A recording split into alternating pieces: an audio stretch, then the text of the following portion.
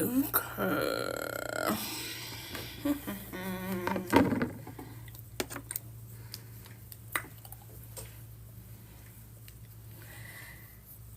Yeah. Invite another creator to co-host and make new friends. Invite.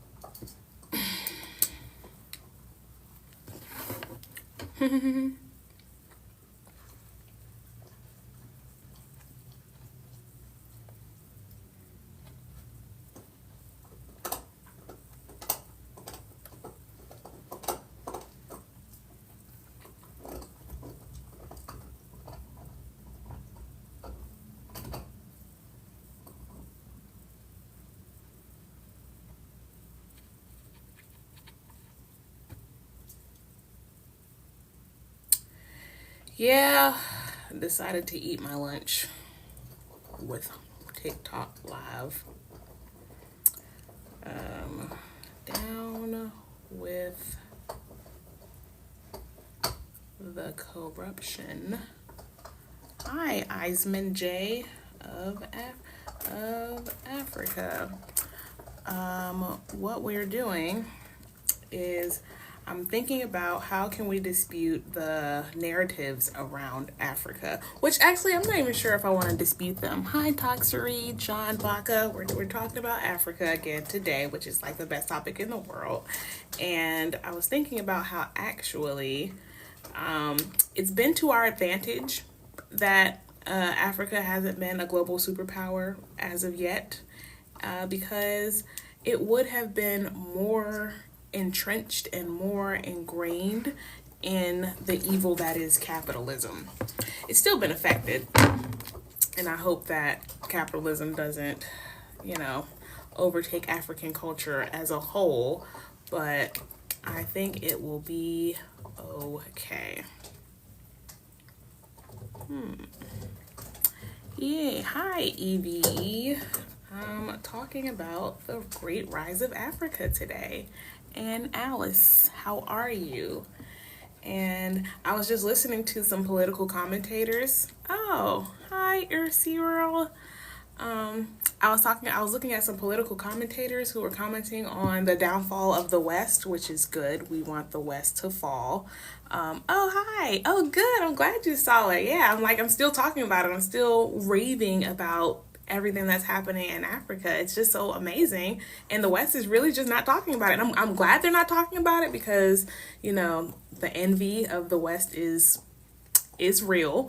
But it's like, I don't know. I just feel like, I feel like it's something that should be acknowledged and celebrated.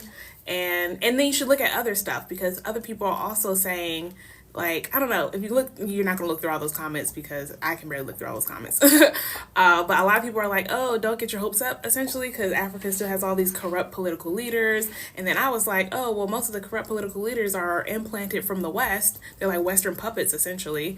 And they're like, oh, no, they're not all Western puppets. And I'm just like, yeah, they're not all Western puppets, but the insidious nature of capitalism coming out of the West it's like contagious. I would say it's contagious.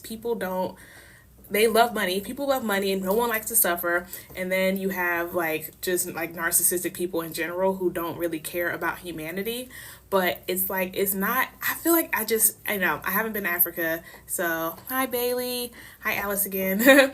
I haven't been to Africa. So I try to hesitate on how much I speak about it, but I've studied it greatly. I'm writing a book, and the book is partly based in Africa, so I've done so much research on the geographic nature, the political climate, culture. My best friend in the whole wide world for the last 7-8 years, she's Ghanaian. She actually lives in Ghana right now. And so I'm versed, and I know there's bad, but there is so much good, and I think the bad that is there is I wanna just say it's temporary and is able to be rooted out. That is the thing. The bad that is in Africa is able to be rooted out if we like, I don't know if we do it right. Like, I don't know. Black people are just, we're not the same. No matter how much capitalism is implanted in like African nations, it's not, we as a people, I feel like are more intuitive, more in touch with nature, more appreciative, more like full of gratitude, that corruption would never, in my personal opinion, across the entire continent, it would never get to the level of that of the West. Hi, Riv. And because of that, I'm like, my hopes are so high. And I know it's just like, it's literally just the beginning. And I can't, I don't want to, I'm gonna put all my chickens in this basket. Same, I don't even know where my family would have been from. Some of my friends who are Ethiopian. Oh, cool. Say I have some of the features. Yeah, you probably do. I went to Belize one time, and all the people there were just like, oh, they just thought I was a Belizean woman. And I like see some of my friends are from Cameroon, and I'm like, I feel like I have a lot of those Cameroonian features. And so, yeah, I don't know. Like, first of all, that's the thing. When you're Black, people can't look at you and tell you where you're from. Like, they can, but they can't look at you and tell you where you're from. If you start talking or like showing mannerisms, like then you start revealing a little bit about where you're from. But you can't tell where a Black person is from just by looking at them. And it's a beautiful thing. It is a beautiful thing, but that's neither here nor there. Yeah. But that's Africa. So I was saying that I'm glad that Africa has been kind of like removed from the political and socioeconomic environment of the West for the last hundreds of years, because while the West has been rising, it's been rising on such a cancerous like foundation of capitalism. No clue. Colonialism, it ruined everything. Well, okay, not everything, but like 90% of everything that is messed up in this world is because of capitalism and colonialism. Like they really spread the worst parts of humanity across the world. Like they spread individualism when we're literally a social creature who, if you put us in isolation, we become depressed and like have mental health issues. They spread individualism. They spread capitalism, which is just the extraction of like the wealth and value from like the thing. That's literally like even the stock markets you're extracting like future value from something. Like it's just like that's all they do in the West, and in like all European descendant people, all they can think about is how can I extract value from a thing. And it's the weirdest thing in the world, because like as a spiritual indigenous people, Black people, indigenous Americans, indigenous Native Americans, South Americans, like anyone that's basically not from Europe, we see a thing and we're like, look at the energy that comes out of that thing. Look at the life that is in that thing. Look at how it embodies the environment. Look how it sinks in with the environment. Look how it's a part of the ecosystem. Look what Mother Nature has done. We see the beauty in the thing as a whole. But then Europe, they just come in and they just like look at that thing and say, what can that thing do for me? What can that thing get for me? What can I take from that thing? It is the weirdest thing in the whole wide world, y'all. In my personal opinion, like I don't know what I'm a nature person, right? I like study nature. I like love nature. It's like when you look at the laws of nature through a scientific, a biological, or a spiritual lens, like the way that Europe and European mentality has like overfolded with nature, it's the most unnatural, weirdest thing in the whole world. And it decouples life from like okay, so you boom, all right, come on. we got mind, body, and spirit, right? Like those are like the three things that everything that is a living object has, and they literally took those three things apart.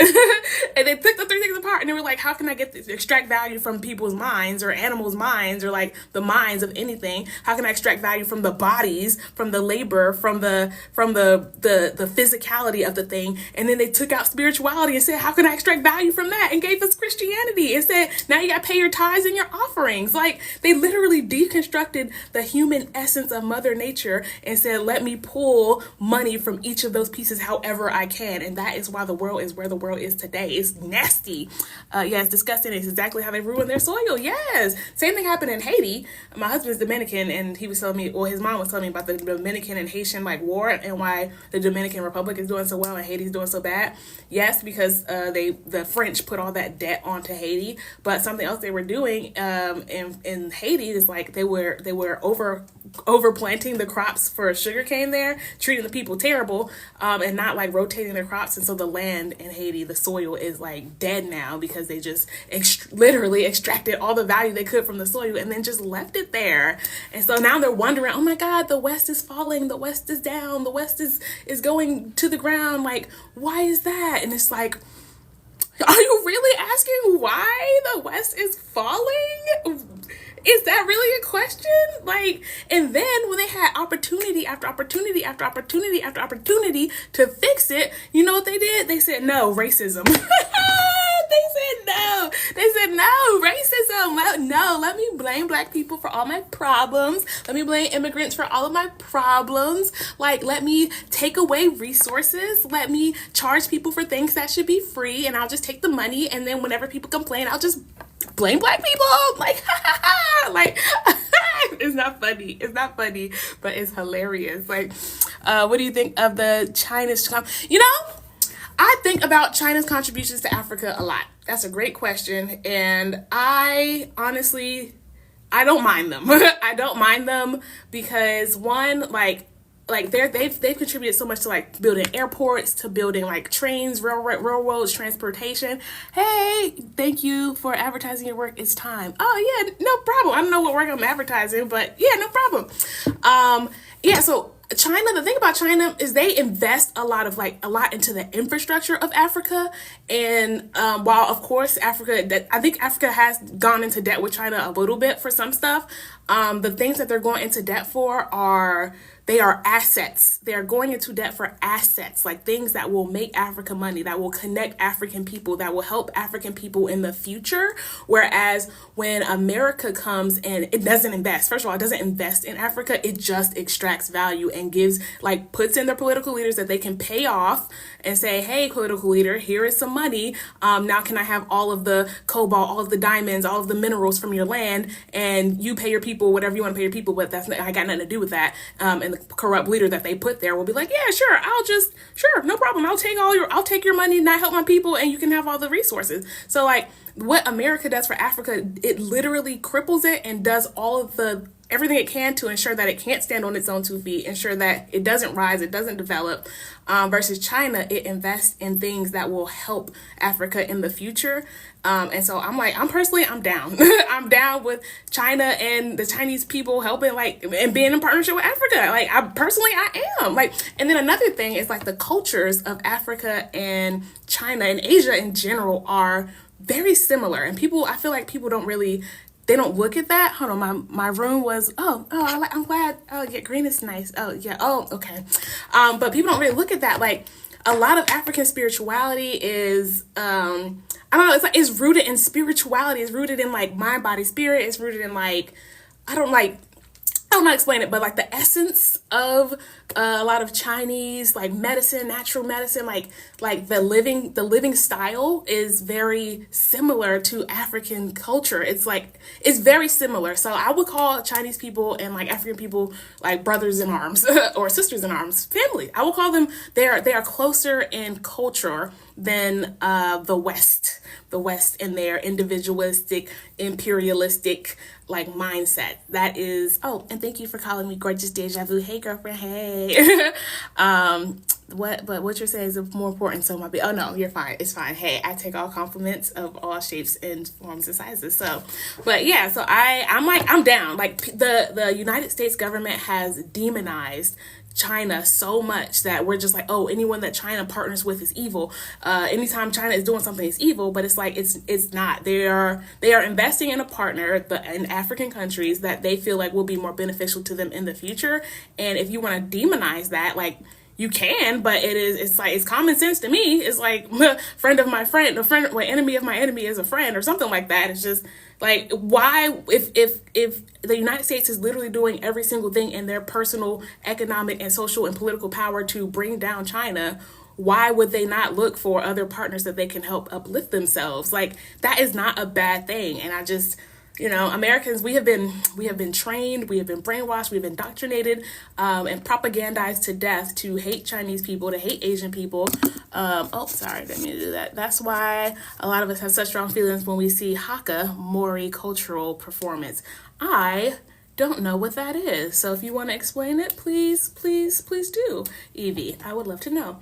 But yeah, I will say China being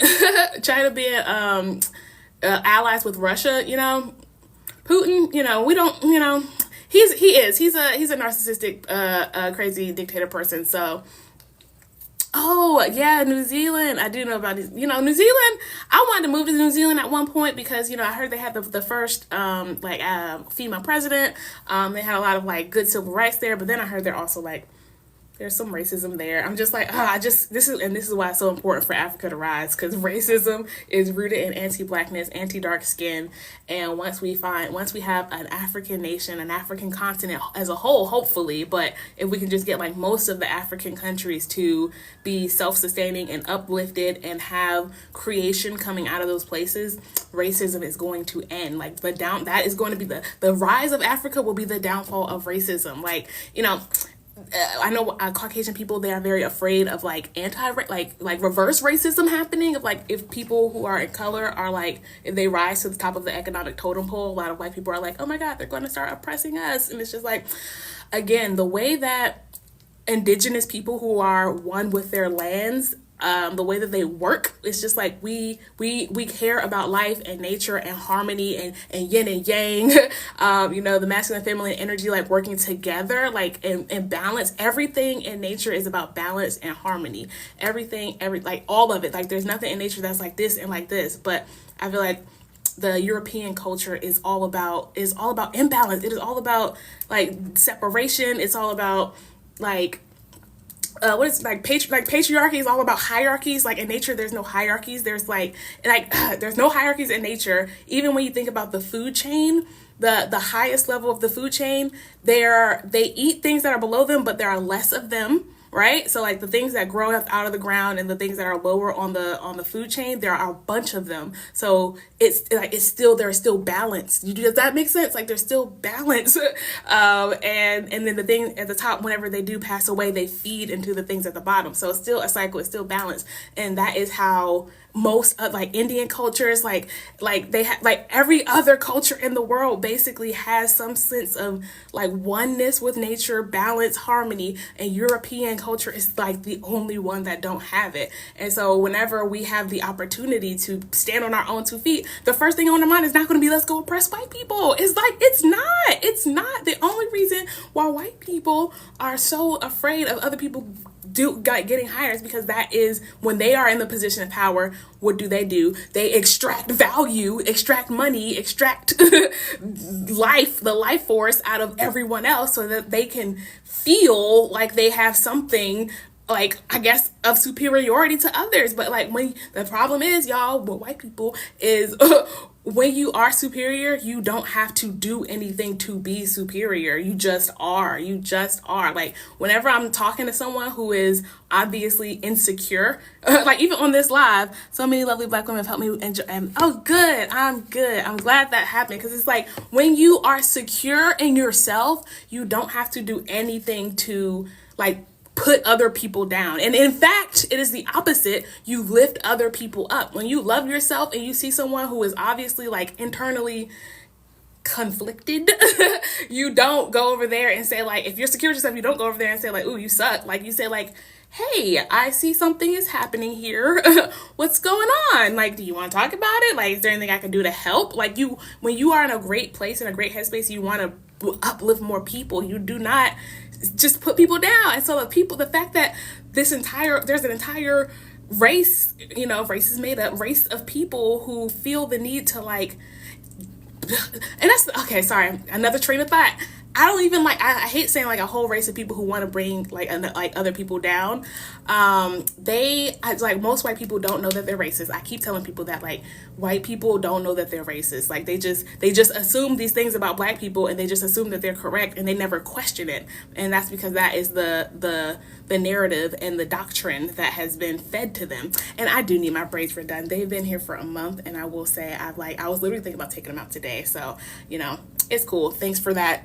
I didn't need a reminder that I need my hair done, but again, I'm secure in myself, so I cannot have my hair done and still feel whole and beautiful and fantastic and get on live where thousands of people will see me, and I will still get up here and talk and say what I have to say, because like my hair does not define me. So anyways, that was like, that's just an aside. They're scared to be the minority without power because of how they treat minorities. Exactly. That's exactly it. Like, they're like, if I don't have power, then what will I have? Like, their value, they've extracted their own value.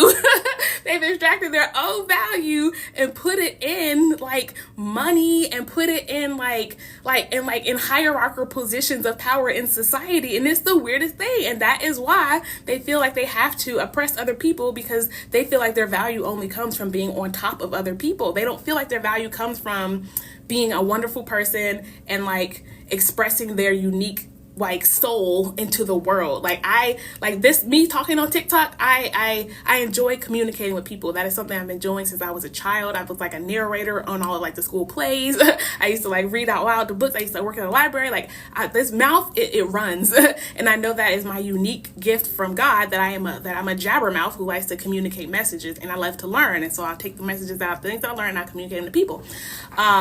And that is how I feel like I have my value. Like, I have this unique thing about me that I know that it's a gift from God, and other people will have the gift of gab, but it'll never be the same way that I do it, because it's unique to me. But white people, the problem is like they don't believe in uniqueness. Like, y'all, I'm discovering things in real time. They don't believe in uniqueness. It's like white people love standardization. They love like every white person looking the same. They love when you go into a white neighborhood, they love all of the houses being the same exact house, all the grass being all the exact same. Yapping at walls. I don't know, there are more than walls in here. But anyways, yeah, that's the problem, is they get their value from like being the exact same as other people and seeing how well they can blend in. And then if they aren't blending, I don't know how to explain it, but like, they don't get their value from being their unique, authentic selves. They get it from something else, and that something else is like external. And when your value comes from external, then you can have your value taken away. Like, that's why they treat others as a monolith. And that's it is, because they're a monolith. I'm so sorry if there are Caucasian people on the line and I'm offended anyone. I'm like, if it's not you, all right, here's the thing. If the shoe don't fit, don't wear it. That's my thing. If the shoe don't fit, don't wear it. If you know you are a unique person, you know your insides, you know all of the stuff about you, then I'm not talking to you. You got a beautiful mouth. Thank you. I don't know what that means. That could be a little weird, but thanks. I'm cool with white people. I don't know what you went through with them, but white down to Baltimore, they chill. Okay, yeah, no, like I said, they are. Whatever I went through. Oh, I grew up in in North Carolina, y'all. I grew up in the dirty South. And I went to school as an elementary, as a dark skinned, big, fat. I was overweight. Still overweight technically, according to the whatever scales you talk about. Yeah, I was raised as a dark-skinned, overweight girl in the South, and that is what I went through with in a white school. That's trauma. But I've gone past that. But I work with white people now. Like, I don't have a problem with white people, and I understand that. Like I said, white people they're not racist on purpose. Well, they usually are. Like, some of them are. Okay, wait, we got the alt-rights, we got the Charlies, the all those people. There are obviously some intentional Trumps, like that man. I don't care what nobody say. He is 100% intentionally. I know I'm racist. I don't like black people, and that's that. But other like the general population of white people, they're not racist. They're indoctrinated to be anti-black, and that's America. Like, that's America. Like, I was indoctrinated to be anti-black. Like, they're definitely racist on purpose. Some of them, now I wouldn't say a lot of them, some of them, I think the minority of white people are racist on purpose. They don't know it. They don't know that they are doing anti-blackness. Like, whenever they dye their hair blonde, I have a video coming up that I'm about to put out about white women who dye their hair blonde and how that is perpetuating racism. It's just like, why do white people always feel like their hair has to be blonde? It is like, it is perpetuating anti-blackness. It's like, I feel like my hair has to be light. I feel like my eyes have to be light. My sister even, like, she will not wear her real eyeballs. She needs glasses, and so she wears contacts instead, and she always gets light brown contacts so that people in her life truly think she got light brown eyes, because you will not catch her outside the house without these light brown contacts. And I'm just like, girl, you need to look inside of yourself and figure out why you can't wear your own eyeballs outside. Like, why can't you wear your own eyeballs? And the same thing with white women. It's like, why can't you wear your own hair that grows out of your head like outside. Why do you have to, every time a little dark root shows, you gotta run to the hairdresser? Like, that is anti-blackness. You're trying to stay away from being dark in any way, shape, or form as much as you can. And that is the reason why there is the downfall of America. Y'all, come on. Because when you could have did policies that gave everybody free healthcare, people were like, no, I don't want free healthcare for Black people. It was like, oh, you could get education for everybody in the United States. And they were like, no, I don't want to have to go to school with Black people, so let's put on tuition. Like, I don't know how much of the history of of America y'all know about how everything in this country, like, we got a credit system. It was created so that Black people couldn't get loans. Like, it's fine. I don't want to go that route. But Africa is rising, and that is the key point here. And I'm so glad, because once we have an entire continent of Black people who are doing fabulous, fantastic things, what are they going to say? What are they going to say? What are they going to say? I'll wait. Exactly nothing. Well, I know they'll probably say, oh, China helped them out, or it's still they modeled things after the West, or like, oh, they couldn't have done anything without the West. And it's just like, no, that is so annoying, because people don't know what Africa was before colonialism. Like, everyone feels like the history of Africa started in the 1400s with the slave trade, but it's just like nobody, like, I went through school and I did not know anything about what was Africa before the year 1400 until I did my own research. And that is where I found the great empires of Mali, the great empire, the great school of Timbuktu, the great, I don't know, what other empires are there? I don't know, I have them written down somewhere, but there were so many just great places that people were, like, Africa, and that even that Africans had already, where the transatlantic slave trade from, like Western Africa. Here, there's a, this is my little board. These are my topics that I want to talk about. But anyways, when you look at Africa, it kind of looks like this. And then America is like, it's like this. And this is where Western Africa is. And this is where the slave trade happened, is right here. The transatlantic slave trade, this little area. Africans had already made this. They had already made this trip. They had already done it. African people were already on the continent of North America whenever whenever Christopher Columbus had discovered America. Like, Black people and Native Americans were already there. Like, they were just like, they were chilling. They were like, what up, homies? Like, they came, they did the sailing.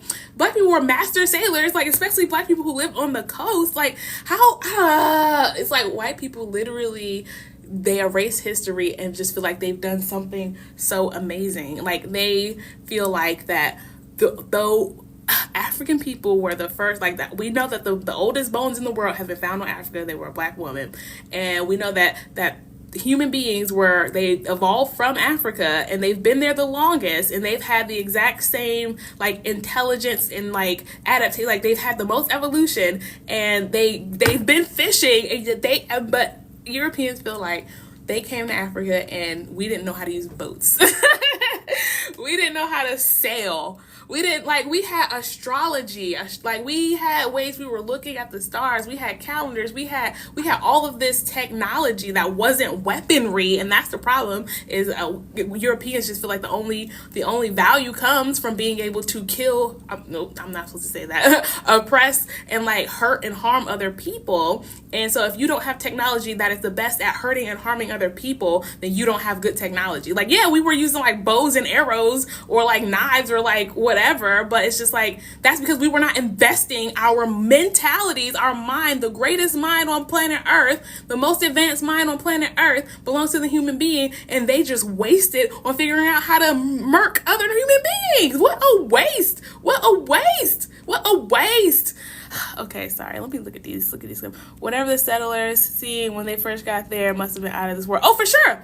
Oh, no, there's documentation. Hold on. My marker tap fell and it's going to dry out, so I have to go get it. But okay, I'm back. But no, their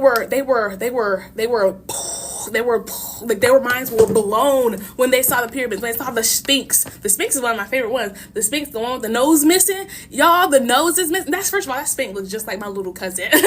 I'm just like, when you look at the side profile of the Sphinx, the lips are broad. It's just like, you just know it's a Black person, and that nose was probably thick and flat, and so they knocked it off. I'm just like, how much of a hater can you be that you destroy one of the most biggest, giant, beautifulest monuments ever just because it's not obvious obviously a Caucasian person. The hate, y'all. The hateration is real. Y'all messed up the Sphinx because the nose wasn't freaking pointy.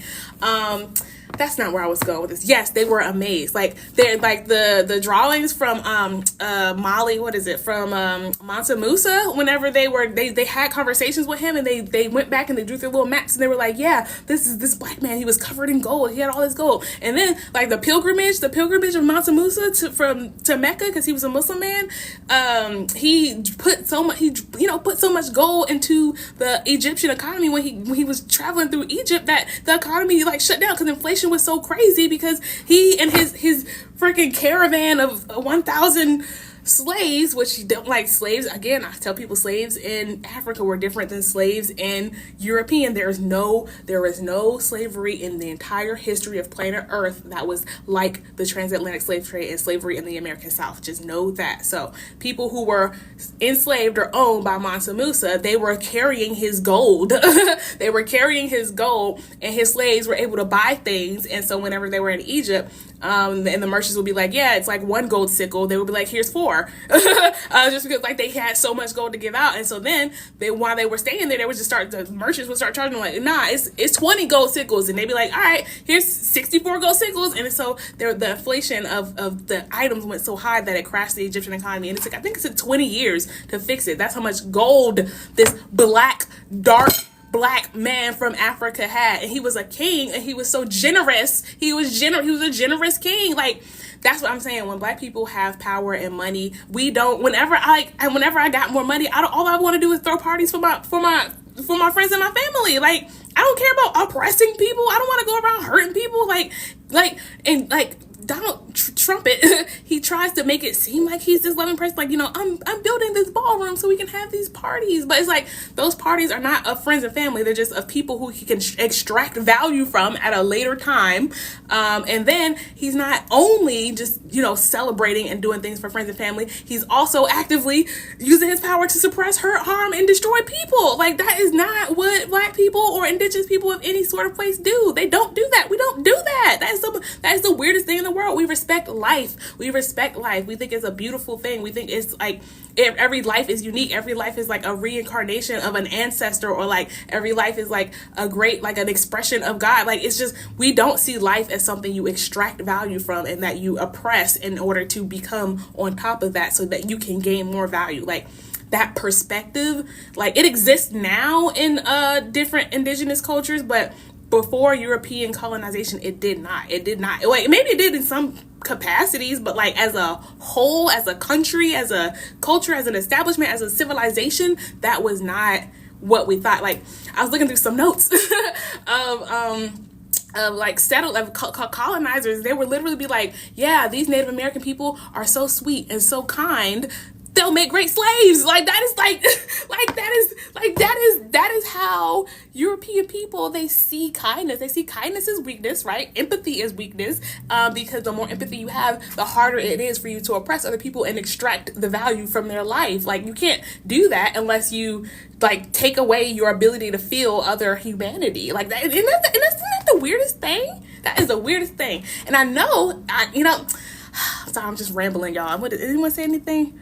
Oh, right. Okay. We've got agreement in the chat. Exactly. And I also thought it was just like one of the weirdest things, because when I think about slavery in the South, and how white men would have children with their enslaved women, but the children, which would be their children from their seed, from their DNA, from their person, would also be their enslaved person. I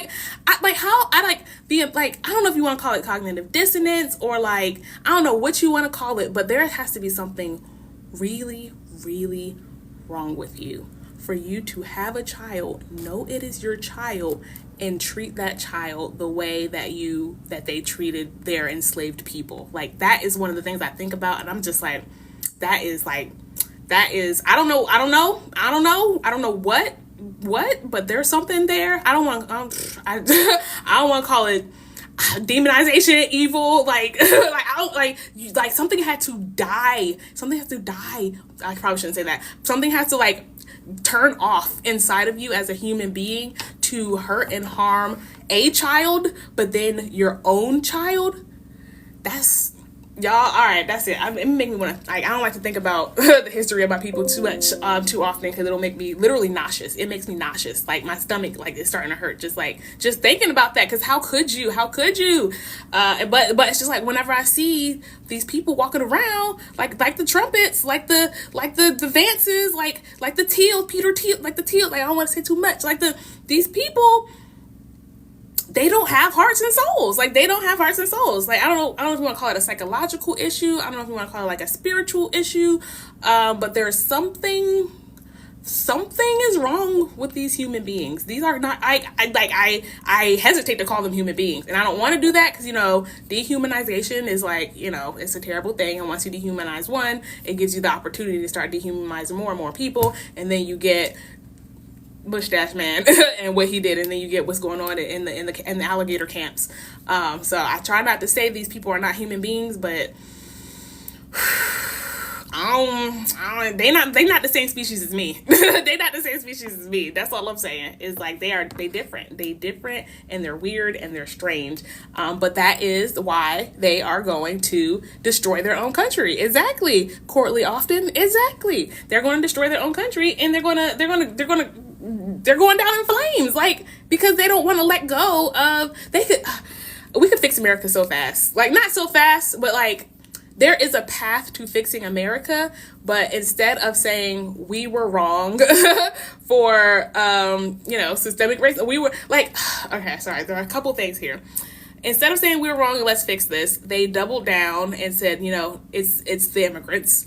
And then instead of actually investing in the communities that need to be uplifted, like the Black community, we know that the Black community is one of the most like innovative, like smart, like savvy, creative, like there's so much latent potential in the entire population of Black America that if like properly invested into, it would flourish all of America. Like, we would invent so much stuff. There would be so much greatness that comes out of Blackness, that comes out of all indigenous, like all Latin American people, to Hispanic people, Muslim people, like Native, like Arabs, like literally all communities that are not white. No offense to white people, it's just like y'all have had money and opportunity all this time, and here we are.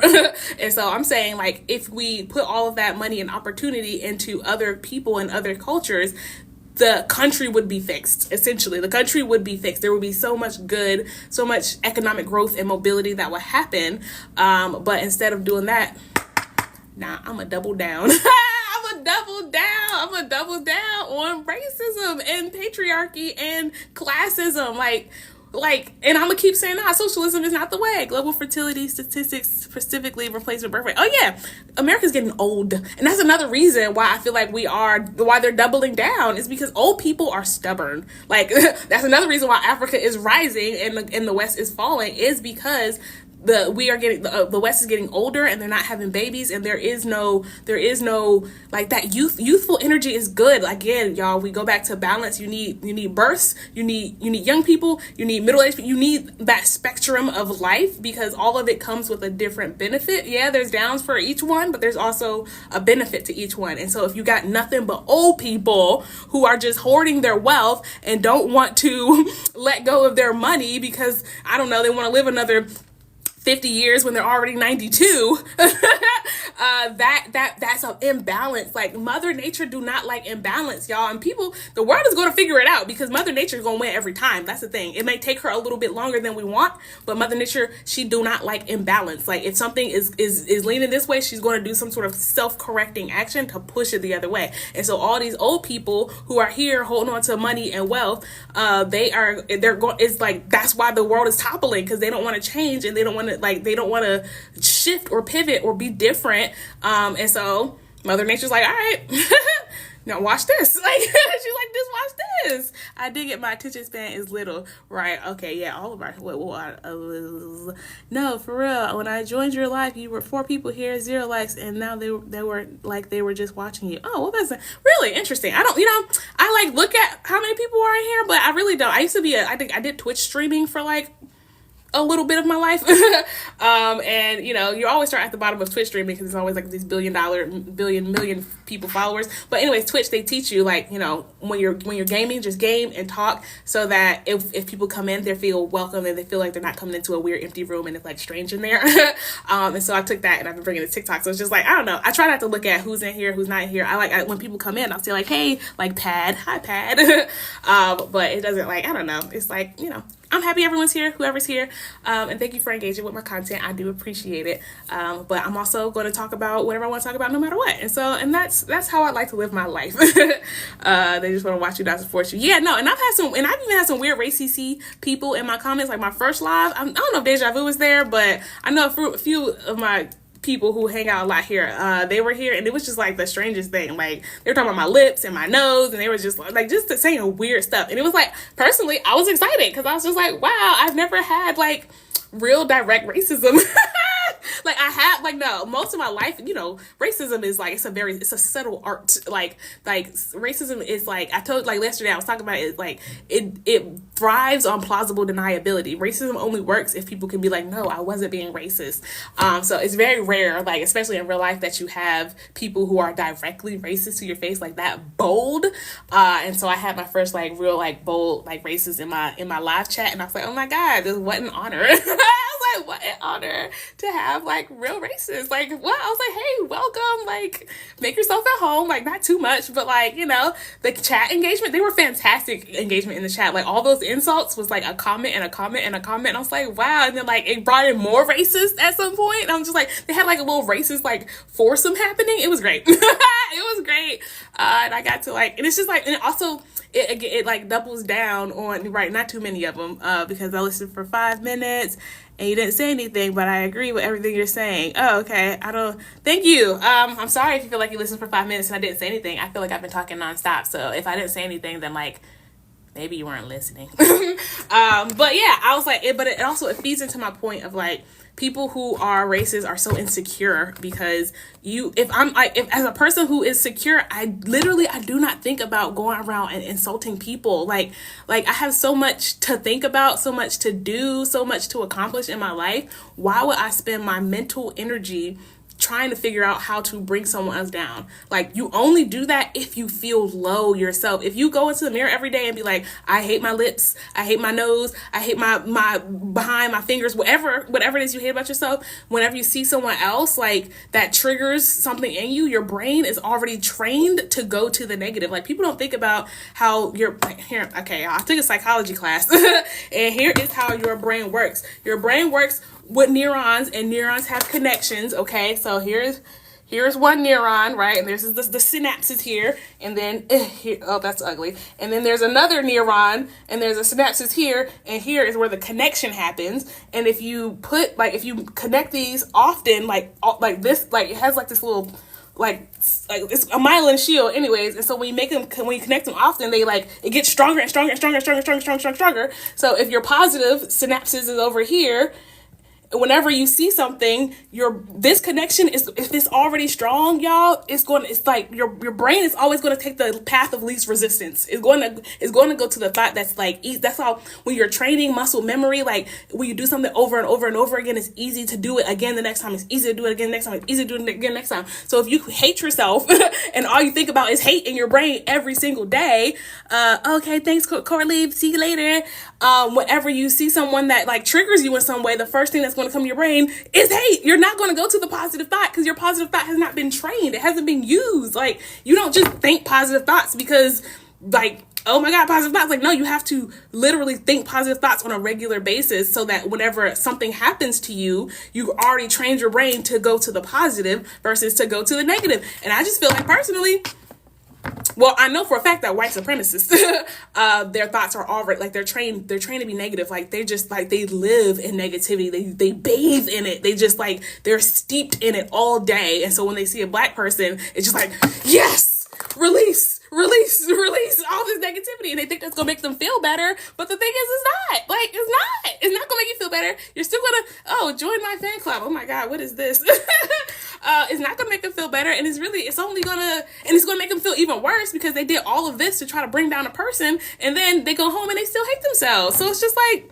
Oh, hey girl, hey Sierra, how you doing? So yeah, it's just, what do you like? I don't know. So that's what I'm like. I don't like, the people in the chat that day. They were like, "Oh my god, you're taking this so well," but it's like, how am I like supposed to take it? If people come in my chat and say you're dark, you got big nose, you got big lips, it's like wow. Like, I'm just like, guys, I don't understand. Like, it's such a compliment to me because you are literally coming on my chat to insult me, but it's like, you're thinking about me. You are looking at my lips. You're looking at my nose. You're looking at my cheekbones. You're looking at me and observing me so intently and so closely. Like, if you don't care, like, true, like, the opposite of like love is not hate, and the opposite of hate is not love. It's indifference. It is when you like hate somebody, when you truly don't care about someone, you like, they don't even come on your radar, y'all. Like that is what it looks like to like not care and be like just good, full with yourself. So for people to come into my chat and start insulting all of my features, like, yeah, I know it sounds creepy and weird, but like, it just made me so happy because it's like, I am on your brain. And I mean, it's like black people are on the brain. Like, the fact that y'all just spend your day just insulting black people is just like, y'all ain't got nothing better to do. And it really, honestly, it makes me a little sad, I will say. Not only that, they get to see us rise up after it knocks down. Right. Oh, y'all. The best thing in the world is proving somebody wrong. The best thing in the world is proving somebody wrong. Like, that is what makes me, like, I don't know, that drives me. That drives me a lot. When people, I like, little backstory, I guess. Well, anyways, I was like a teen mom. I was very young when I had my son. And you know, it just, everyone feels like when you are a teen mom and you're a young person who has a baby, that you're going to be a failure. You're not going to make it. You're going to do terrible things in life. Like, you're going to be some ghetto ratchet, especially the black woman. You're gonna be a ghetto ratchet baby mama. You're gonna drop out of school. You're gonna work at McDonald's all your life. No. I graduated second in my class. Went on to college. I got a full scholarship. Now I'm and then I rose and rose. And now I'm doing like things. And so now I'm just, you know, now I can talk on TikTok. But it's just, yeah, no, that struggle will core with me. I personally, I thrive off of proving people wrong. And so, and racists specifically, they love thinking that black people can't do stuff, which is the weirdest thing in the world, right? Because I keep telling people about neuromelanin. People need to look up neuromelanin, y'all. It's like the melanin in your brain, like the myelin sheaths that I was just talking about. They are like darkness, and y'all, darkness in nature is such a good thing. Like, when the darker the berry, the sweeter the juice. Whenever a fruit ripens, it gets darker. Whenever, like, I don't know, whenever you get sun on you, you tan, you get darker. Like, these are good things. Why are they so angry? I don't know. Well, I know why they're so angry. They're angry because they don't feel good enough on the inside, and they see other people happy and they don't like that because they're not happy. And so you're going to get mad when everyone else has all this joy and you don't have that joy. Like, I would be pissed off too if I'm sad all the time. So another reason why people are so upset is like, there's this expectation, like, I feel like not all, but like a lot of mental health issues in general come from expectation setting. And if you expect, as a white person, this is what they expect. If you expect your life to be grand and luxurious and full of wonderfulness, and it's not, you're going to be angry. You're going to be upset when you feel like you deserve all of these things. Oh, thank you, Jay the Great. When you feel like you deserve all these things, you're going to be upset when you don't get it. But I feel like with black people, or like all these people who have been oppressed in general, we don't expect to have anything handed to us. Our expectations are so low. And so I would say it's easier for us to find joy because our expectations are not what a white person's expectations are. And so white people expect to have the world handed to them. They expect to own the world. They expect, like, their expectations are here. And so whenever it falls anything short of being the richest, most domineering, most loved, most craved, most sought after person in the world, now they're upset. And then I expect myself to be better than all these other people. And so if they find that they are inferior to a person who they expect to be superior to, they're going to be upset. Like, legitimately, the world has set up white people to fail. It has set them up to fail. They've coddled them. The white people have been so coddled throughout all of like the last 400 years. They have not, hey Jazzy, they have not had pressures put on them in order to make them stronger, to make them more mentally resilient. And so it's just like, because everything has been given to them, because everything has been centered around them, because everything has been just in their favor, when there's a little bit of friction, they're just like, oh my God. Like they don't know what to do. They don't know how to handle that. It's like, and that's like that's the system that has been set up for them. It's been set up to make them all spoiled brats. Like that is what the white people are so spoiled. They are so spoiled. And I'm so sorry again if there are any white people and you feel like, oh my God, like if you're offended, I would just challenge you to think about why. So I would challenge you to think about why you're offended if someone calls you spoiled, and think about what that means. Because like, there are I love this trend of a non-practicing white person that's been going around TikTok of like, yeah, I'm a non-practicing white person. And it means like they're not practicing in the bigotry. They're not practicing in white supremacy. They're not practicing in like thinking that they're better than everyone else just because they were born. Oh, hey, Jenny. Hey. Yeah, so they're just like, I love that, because like they see it for what it is, and they're just like, oh, hey, Sierra, okay, my non-practicing white people, hey, good. See, you see how you can be in here and you're just like, yeah, I agree with everything she's saying. I'm a white person, but I'm not going to get upset about it because I see the BS for what it is. Good for you. That's what I want. When we can get more information about your last post. Well, Google is a great place. That is like, wonderful. But I've been trying to like, I don't know, I've been looking it up. I mean, I would just say go to Google Continental Internet Exchange, Africa, and there are articles that are talking about, well, not a lot, like there's not a lot of articles that are talking about it, but there are some.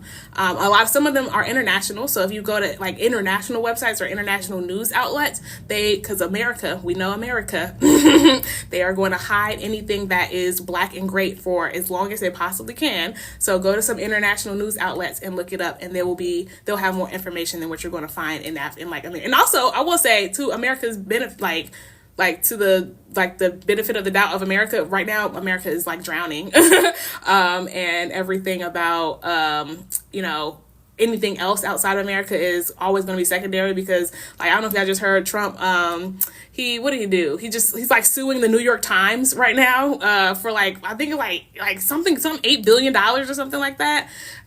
So it's just like media outlets in the West right now they don't really feel safe to publicize on black people or blackness or Africa or anything outside the US, because another thing that's a problem is like the United States, because they've been trained on centering whiteness. Whenever like media outlets or like movies or people, like whenever media puts out information that is not about white people, because white people are the majority, and then everyone in America is like trained to look for whiteness, like articles on things that are not white centered, they don't do well. So they're not media is not incentivized to make non-white centered content because people don't look at it.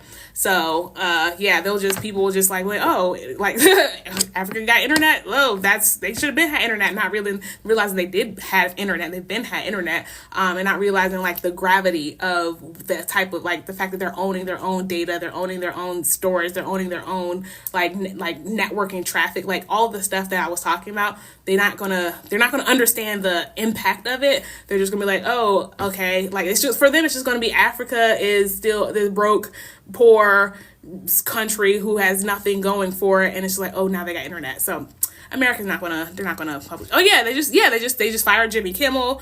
They're suing the New York Times. He's like he's branding Antifa as a terrorist organization, which is like the only like alt left, like hyper like radical left progressive organization.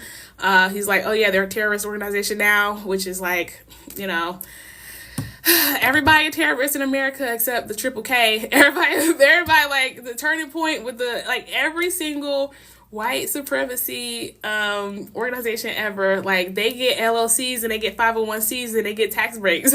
But anybody else, they're a gang, they're terrorists, they are anti-American. Like Yeah, I'd be so tired. I'd be so tired. And this is why I was so happy when I saw that Africa is getting their own internet. Like that. And you know, a lot of people in the comments also tried to like correct me, that it's not that they are like building their, like they, like in my mind, like it's like, I don't know how else to explain it other than they are building their own internet. But it's like they are building, like their internet is still going to be connected to like the global internet. It's not that they are going to have like this their own, like, but they are like they are, I don't know how to explain it. It's like they are still going to be connected to the global internet, but you can't connect, you won't get the same stuff. It's very much like what China has. I think Iran has it too, but they created protocols, which is like the numbers in the background, the software in the background.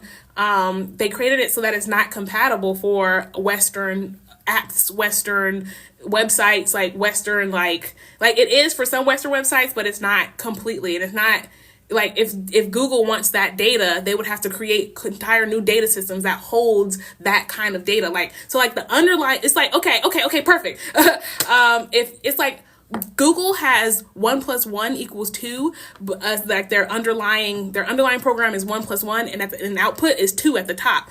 But Africa, they made it so that their thing says like -1 + 3. Yeah, -1 + 3 is at the bottom, and then at the top pops out 2. And so if Google wants to like take their internet, their foundation, they would have to build new foundations that can hold -1 + 3, because all of their servers and data centers, they only hold 1 + 1. So they are still connected to the internet, like the global internet, like it still will work at the top, but the underlying hardware, the underlying software, the underlying infrastructure is not compatible with American and Western internet. And so it's like, it's not their own internet, if that makes sense, but it is like, it's their own internet. Like, that's what I'm just like, I don't know what other words I can use to describe it. Like their own infrastructure. Okay. But like, that's no fun. Who wants to say they built their own internet infrastructure? Like, yeah, you're right. Like that doesn't sell. That doesn't get clicks and views. Like that's not what I was trying to do when I made that video. I was not trying to get clicks and views. I was just expressing how happy I was about like this model, this innovation, this thing that they're doing. It's a wonderful thing. But that is like, yeah, but the way that if you say that Africa has built their own intercontinental internet infrastructure, you know, it doesn't have the same, it's not as catchy. They'll have data centers and their own servers, right? Exactly. They have their own data centers, they'll have their own servers, like they have their own cables, their own networks, their own highways. And this came about because of racism, like in a good way though, because it was like, I think it was last year, there was some major internet cable that got knocked out that cut off internet for like half of Africa, and also for some of a connecting European company, but they freaking fixed the one for the European company in like 7 days or less, but they left the one that connects to Africa down for like a month, y'all. Like a month. This part of Africa's whole, like millions of people didn't have internet. Like millions of dollars were lost. Like they couldn't do so much because they were waiting on Europe to come fix their stuff, or the West to come fix their stuff, and then they fixed it for their counterpart, their white counterparts in 7 days. And so it's just like after that they were just like, they were like, no, we don't gotta deal with this. Because why? And it's like they have so many brilliant Nigerians, so many brilliant Ghanaians, like so many brilliant, like just African people in general. African people, like math is, first of all, math goes hand in hand with nature. I'm gonna make a video on it in the near future, but I was just looking at like numerology and like, anyways, it's a whole video, but math goes hand in hand with nature, and African people are one in one with nature, and they're like their minds, our minds, and then plus the neuromelanin, like math is like, it is very in tune with Black people, and we do well at it. And so it's just like they had the knowledge. It took them time to build, you know, populations to have that amount of knowledge, but they've got it. And so it's just like, why are we living this way? Why are we suffering? Why are we at the mercy of these people who don't care about us when we can do it ourselves? We got McDonald's at home. I don't know if y'all heard that, but we got McDonald's at home. We can get our own French fries. We don't have to go to them and buy their French fries. We don't need their French fries. we are more than capable of making our own food and making it better, y'all. We actually use seasonings. I'm sorry for my white friends if y'all don't use, like, hopefully y'all use more than salt and pepper. And if you don't, hey, come to Bree's cooking class and we'll teach you what onion powder and garlic powder and seasoned salt is, so that you can have some tasty food. Are they cool with American blacks? I want to experience this. Do you mean like African people? Because if you do, it's like, it depends. There is, and so there is this current like inter-black war, I guess, that's happening. Oh, hey, what up, Prophet Nine? What up? How you doing, friend? And it's like there is this like two things. All right, one is this whole FBA. I don't know if you guys have heard about the foundational Black Americans that have cropped up, y'all. Ooh, y'all, this is about to go deep. Stick with me. But every time in American history, there has been like a movement of bringing Black people together, and those Black people going against like the white man as a whole. Like the best example I feel like is the Black Panthers. The Black Panthers were doing phenomenal at bringing Black people together, using that Second Amendment they're holding their Second Amendment, keeping their people educated, not falling for any of the BS. And then they had a really big like anti-capitalism, socialism, communism movement. It was big, it was huge, it was working. And that is when they started implanting the Black elites, the Black bourgeoisie. Like they started allowing certain Black people to rise in this capitalist system so that they could show other Black people like, oh, you don't need communism, you don't need socialism, like you can do it with capitalism, like you can do it with capitalism is the right way, you just gotta work hard enough, you just gotta pull yourself up by your bootstraps. And then so many Black people ate it up, and then they dismantled, and then of course they labeled the Black Panther Party as a terrorist organization, and then they dismantled it. Like the Black Panther Party, they had even gone as far as going to the UN and saying we want to like sue the United States government for the oppression that they've put against our people for all this time. Like they were doing such good work, they had to very strategically figure out how to dismantle it psychologically from the inside out, and they did that with Black elitism. And so the same thing is happening now with the FBA, or the Foundational Black Americans. Is now this movement that's cropping up as Black people are starting to see that America ain't it back there again. Black people are starting to say America's not it. We need to go. We're trying to unite the African diaspora. All of the Black people of the African diaspora are trying to come together. That is when all these FBAs are coming out and saying like, oh, you're not from Africa. You're from America. America is ours. We were here first. We deserve to be here. Like you shouldn't think about leaving the country because this belongs to you. Like we were here. We founded this country. Like now there's this big movement of Black separatism, of saying we in America are these Black people who belong to America, and we were here because, like, again, there were Black people here in America before the transatlantic slave trade. Black people knew how to freaking use boats and sails. Like we had freaking astronomy. We knew how to like measure the sun in the skies, and like we knew math. We knew structure. The pyramids were already built. Like we knew how to build, and we knew math, and we knew weather. And so we had already come to the Americas, and there were Black people in the Americas. There are statues, like there are bronze statues from like that have Benin. Like there's a lot of proof. There's a lot of proof if you know where to look that Black people were here before Columbus. Now these FBAs are trying to use that as justification for Black people for Black people to not want to leave. Essentially, like they want Black people to feel like they should stay here, and they shouldn't unite with Africans in Africa, because we know that is the white man implanting these people and implanting these ideas so that they feel this ownership of this American land, so that the Black people don't do a mass migration back to Africa. That is America's worst nightmare. Do y'all know how much?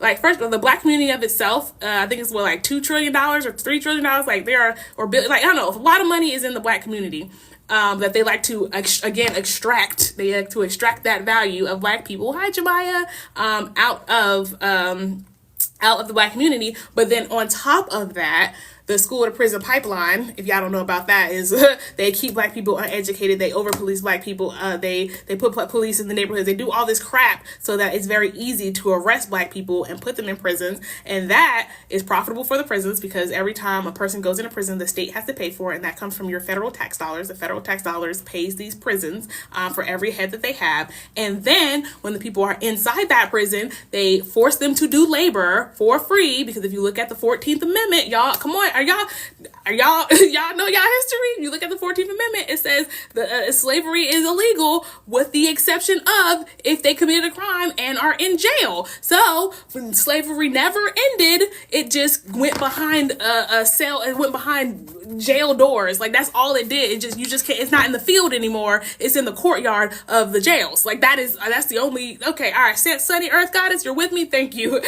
So not only do they like to keep black people here because they generate income, that's another thing, is like, because if you keep people and black people at a low income rate, and they are the ones who are having the lowest incomes, that is in and of itself a type of slavery, because you got all these people staffing Walmart, staffing McDonald's, staffing all the Amazons are full of black people taking these extremely low wages, and they're not, but the people at the top who are extracting the value, this is the, I should just name this live, extracting, white people extracting value, but they extract the value because they don't, that's free, like, it's basically, it's damn near free labor. Is $7.50 as a minimum wage, is damn near free labor, but the people at the top get to take all that money. And then you have actual free labor. Oh, what is this? Oh, I've been on live too long. They're telling me I have to do a little puzzle piece. Okay. And so then they have the actual free labor inside the prisons that they get to have those people making that stuff. And then another source of revenue. Okay. We'll talk about like the entertainment industry. More slavery from black people is how many black people are actors, singers, and all that stuff. And then they sign these stupid Hollywood deal contracts. I don't know if y'all know about those, but like they'll say, oh yeah, you get a $1 million advance. But you have to work for me for 10 albums, and on that $1 million, that's the money that you have to use to fund your promotions, to fund your videos. And so really it's a $1 million loan, and if your albums don't make all that money back, you owe these people, and you owe them all this extra stuff, especially with women, especially black women and intersectionality. All right, let me get to my last point. That was okay. So it's like they have us working for free in prisons. They have us working for low wages outside of prisons. They take the money that we generate because they don't allow us to like make businesses. And then there was I had a fourth point of like how they use the black community for extracting value. But obviously there's like the distraction. Anytime something goes wrong, they just blame black people to appease the white populace. And entertainment. There was another one. Dang, I lost it. But like there are so many ways that the black community is useful being here, that if there was a mass migration of black people outside of America, this country would crumble. Like the country would crumble. The country will crumble. It'll go down in flames even faster than it already is. So that is why the FBA, the Foundation of Black Americans, are trying to get black people to feel this ownership of this land and keep them to stay. And so we gotta go. Yeah, then.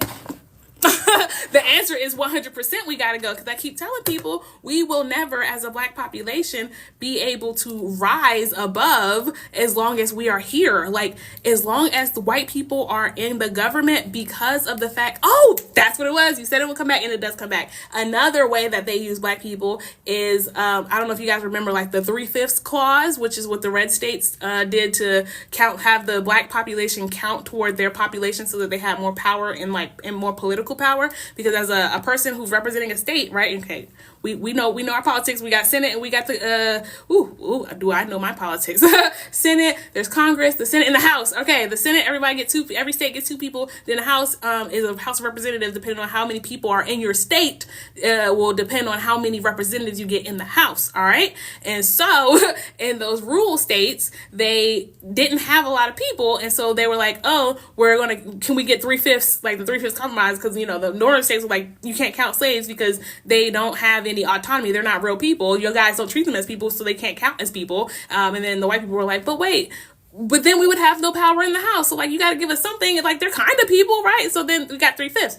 But what they do now is whenever a black person is arrested, they go into a jail, and where are the jails located? Are y'all keeping up?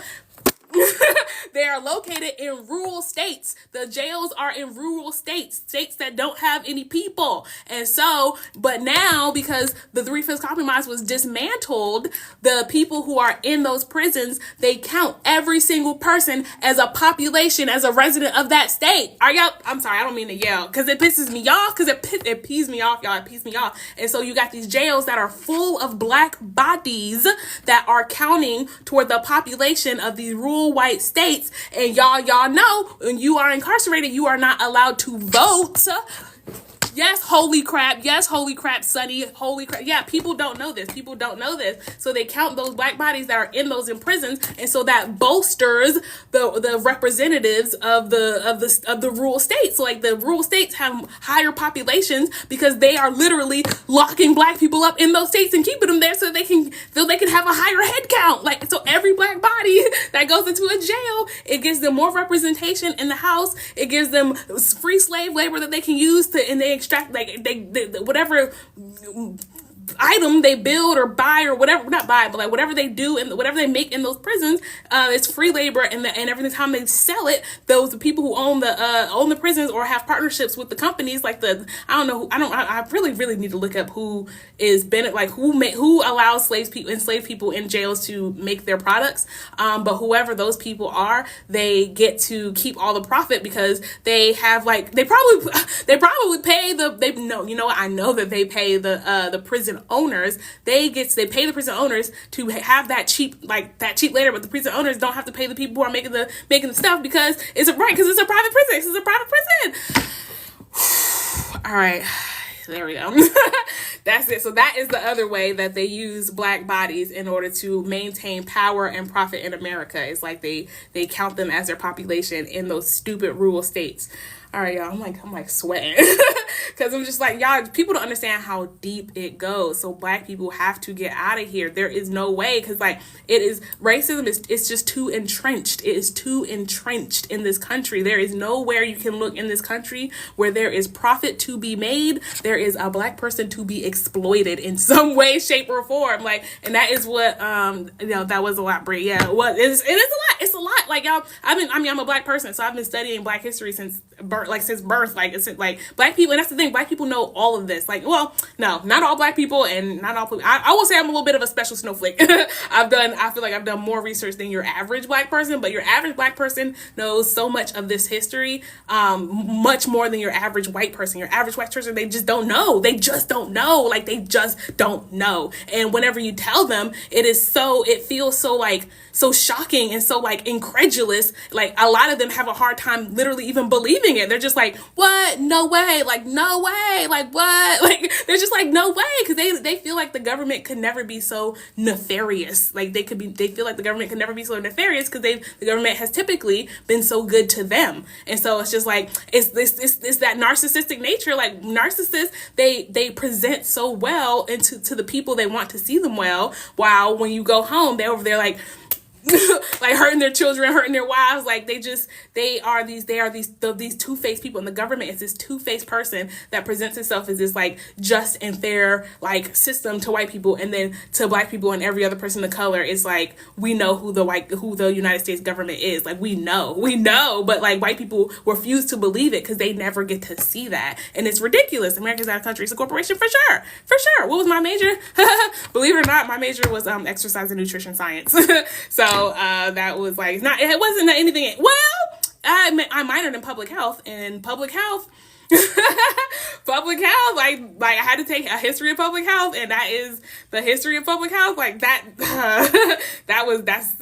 racism. There's also obviously medicinal racism, the public health, black women having the highest rates of maternal mortality, that's not by accident. It's so annoying. White people think that so many things that happen to black people are because of black people or by a coincidence or an accident, and it's just nothing in this country is done by accident. Everything in this country is done intentionally to extract as much value as they can from the people in this country. Learning more about APAC was a big turn. Yeah, I just started going into Middle Eastern, which Middle Eastern is like, I was like today's years old when I realized that Middle East is coming from the European perspective. Like when you're in Europe and you're looking at a map, like east of Europe is Asia and then west of Europe is like the United States. And so that's why, and then like closer to Europe, and then but between Europe and Asia is like the Middle East. And so that's why it's called the Middle East, is because Europe feels like it's the Middle East like to them. And I was like, wow, because like I was like all my childhood I always figured, I was like, why are they called the Middle East? I just never understood it. Like I was watching a video literally today and I was like, oh, that's why it's called that, because it's from the white person's perspective, duh, like everything else, like, oh, duh, like when you don't like, yeah, it's Middle East of you, like, yeah, right, exactly. Hi, I'm about to clean my house, but I had to jump in and say, oh, hey Daisy, hey, love you too, thank you for coming by, beautiful girl. So that's it. So, so back to the original question was, do Africans accept Black people? And it's like, it's a mixed bag. The answer is it's a mixed bag. I want to say, my gut is telling me a lot of them do, like, cause again, my best friend is Ghanaian, and her family, they're all like literally from Ghana. Like they go back and forth between Ghana and the United States all the time. And I have a lot of Nigerian friends. Like I have a lot of people, like African, like people, friends from Africa, like not, like African friends.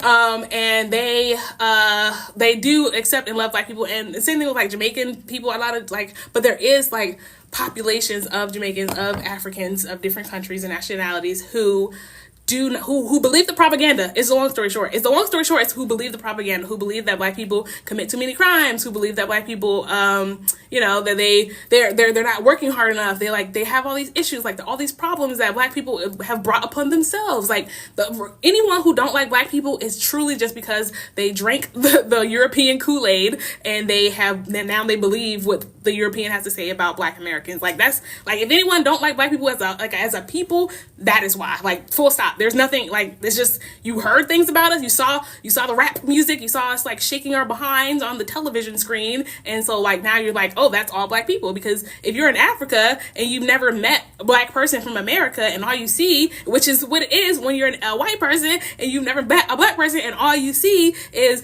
them rapping on the streaming screen saying shooting bang bang boom boom whatever, like that's all you see. So you don't know that it's like, that is different. It's sad that Black people here in America would have been here here or Africa if they had to search. Yes, Black people. I think what you're saying is it's sad that we're here, because we would be so much better if we weren't. If that is the case, then yeah. But so there are pockets of African or African descendant people who don't like Black people, but just like there are pockets of Asian who don't like Black people. Like there's every single race in the world, race or ethnic. There's an ethnic person. There's a group of ethnic people of every single ethnic background in the world who don't like Black people, and that is because of the European media that has been exported to the world about Black people. I tell everyone all the time, we have the worst PR team in the world. Like our PR team is terrible. It's just terrible. Like we don't have good representation of who we are as a people in the media, in the mass media. We don't. We got Wakanda like that, and now even then, that was still like it was still a representation of Africa, which is beautiful and amazing, and like we are descendants of Africa. But even then, like the representation of Black people is like Boys in the Hood. Like it is poor, it is ghetto, it is crime, it is violence. Like when you think of Africa and you think of poor, you think of Africa as poor, like you think of like crazy rich Africans, or like there is no other culture in the world where you think of, like, not only do you think of poverty, but you also think of crime. You think of this, like, this monstrous, like, uneducated, like it's crazy that they enslaved us, but they also think we're lazy. Like these, like the image that Black people have is just so bad. It is just so bad. It's just so bad. And like, even African people, when they come over, like the image, like the PR image that African people have is still better than the PR that African Americans have as the Black people. And it's just like, I'm just like, there's like, the only thing we can do, like I said, this is why here we are. I'm so like a proponent of rising up Africa, because because it's still going to take some work for Black Americans to, well, again, like I said, Black Americans, we gotta go. Like, that's really the only solution, is we gotta go. Because even if Africa rises, there is still going to be this narrative around Black people in America specifically that is going to be exported to the world. And like there's a distinct possibility that Africa, even if Africa becomes this beautiful grand continent full of all this wonderful technology, that it's still gonna be like y'all got issues. Like y'all they're like our black sheep step cousin that we don't like to talk about. Like, there's still a possibility like that is going to be what people feel about Black Americans specifically, because that is what the white man is going to export about us all the time, until we can own our own media companies, until we can own our own stories. The story that's going to be told is going to be the one that they want everyone to hear. And that is like, so yeah, I hope not. Like, I'm so excited about this, because I still do feel like that if Africa rises, like, the global narrative about Africans will be a much better one. It'll be that of a Wakandan. And I do think that is going to trickle down to, like, everyone who is Black, all Blackness everywhere. Like, it's going to trickle down. Well, I don't like to use that word because trickle down economics is gross, and Ronald Reagan was the worst person in the world. But yeah, deja vu, of course. I'm happy. Like, I'm here to educate the populace. But yeah, so that is all. If you are a Black person or African person or a person of any other, it is gross. Of any other African descendant, don't let the white man tear us apart. Like, that is the thing. Don't let the white man tear us apart, because they will if they have the opportunity to do so, because it makes them money, it makes them look good. We know that white people just love to look good. That's what they've been doing ever since they stepped foot on this country. Oh, thank you, Jazzy. I'm glad you found me too. I've always also noticed colonization of every industry. Don't get me started on that. Of every industry, of course. I'm just like, even Black hair and Black makeup, like, anything that is for Black people, they still own it. Like, they still own BET, Black entertainment company, owned by white people. Like, y'all, like, it's deep. When I say it's deep, it's deep. It's like down to the core of the earth deep. Like, people are like, oh my God, these are conspiracy theories. Caution, hope. Glad I found you. This is my podcast today. Oh, great. I was so glad. I had to rewire my thinking. I got stuff that'll rewire a lot of people thinking. I'm gonna keep it on here on Africa today, because this is what I'm trending with my African content. But if y'all, I got a lot of anti-racism content. I got a lot of anti-religious content. I don't know how y'all feel about that, because I know a lot of Black people are entrenched in that Christianity. But y'all, that's another deep dive, is the mind control that comes with Christianity. Y'all think white Christian nationalism is like just like the wrong type of Christianity, or like, oh, they're not doing it right.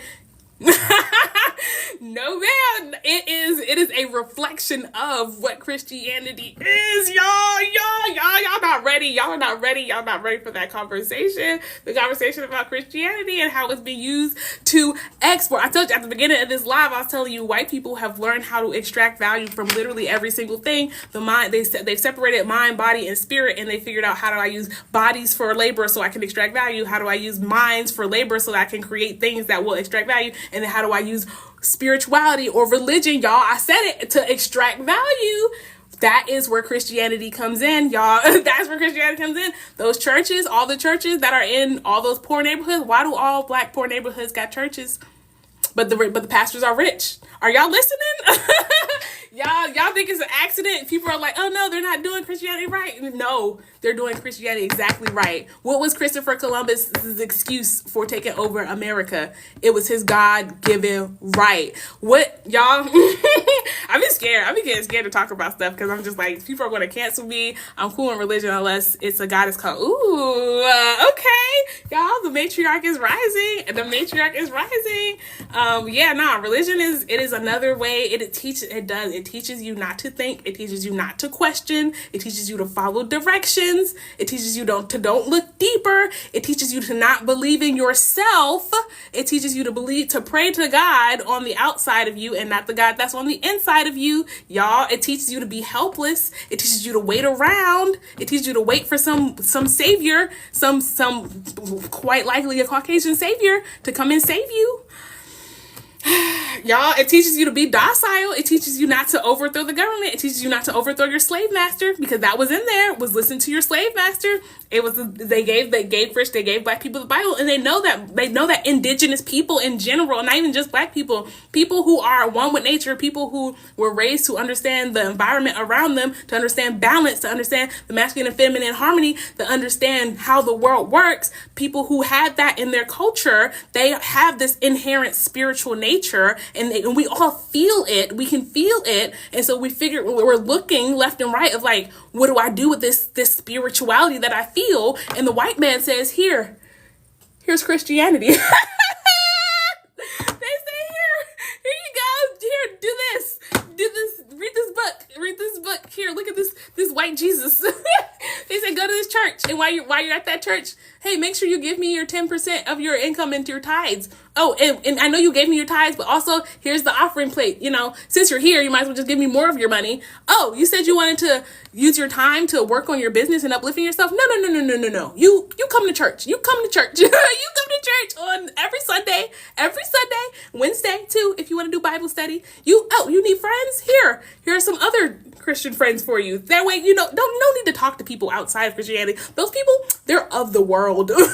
They're of the world. Don't listen to, like, they don't know what they're talking about. They're silly. And you need to give me all of your time, all of your money, all of your mental energy. Oh, you feel helpless? You feel like the world is not great? Just pray to me. Just come to church. Just come back to church on Sunday.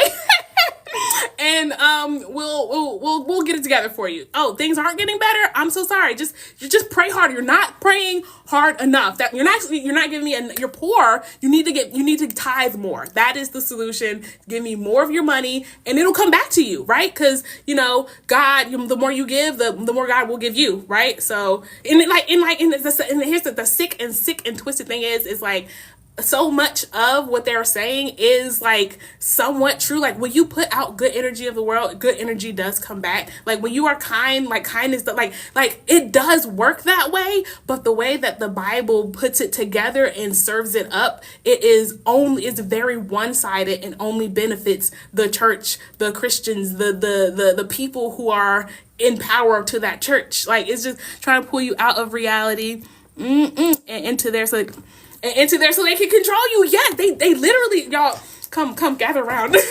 They literally take, like, they take your reality, right?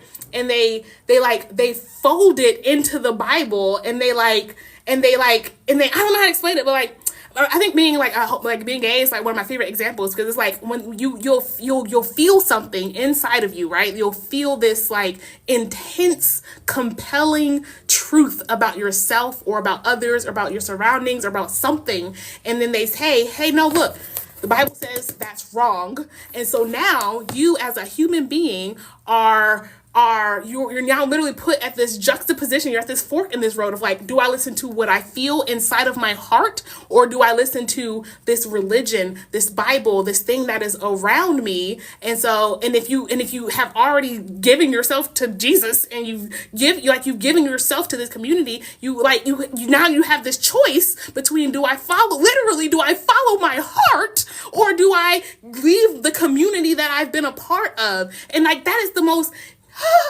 I'm sorry, I'm just I'm getting chills, like just thinking about, that's the nastiest thing. That is it makes me upset, because it's like, there are so many people who have this goodness inside of them, but because they are a part of this community who tells them how to think, what to believe, and what to do, they have to cut off entire arms of their spiritual self in order to confine and fit into this nasty box that they've created that they want everyone to fit in. And it's like, that is never how it was meant to be. How can you have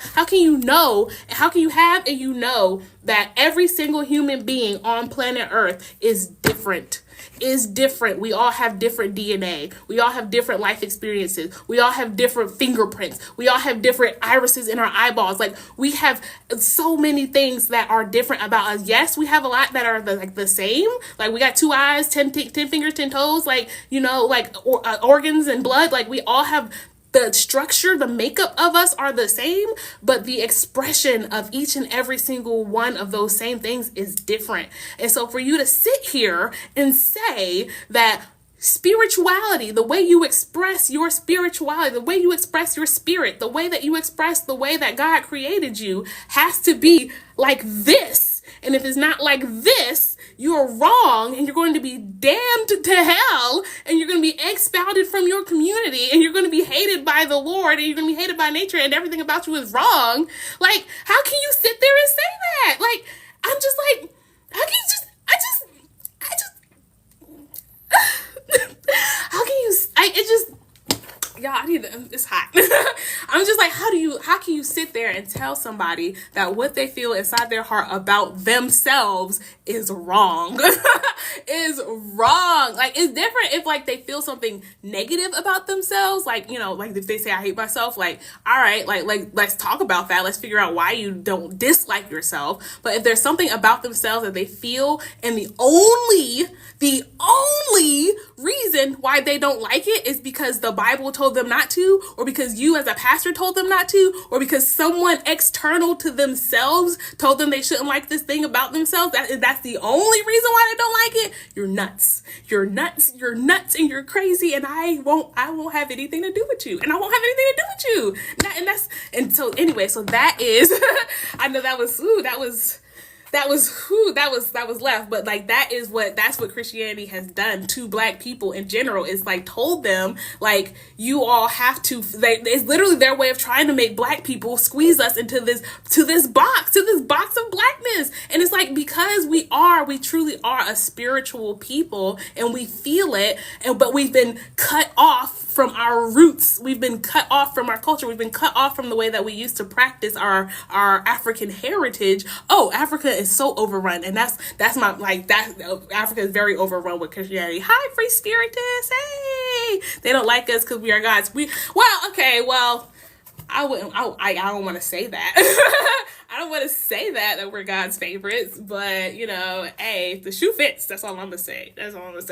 But yeah, no, they have implanted like Christianity into Africa. It's down bad, and like that's like my one like gripe, or like that's like that's like the one thing that they did to a 2-finger push-up.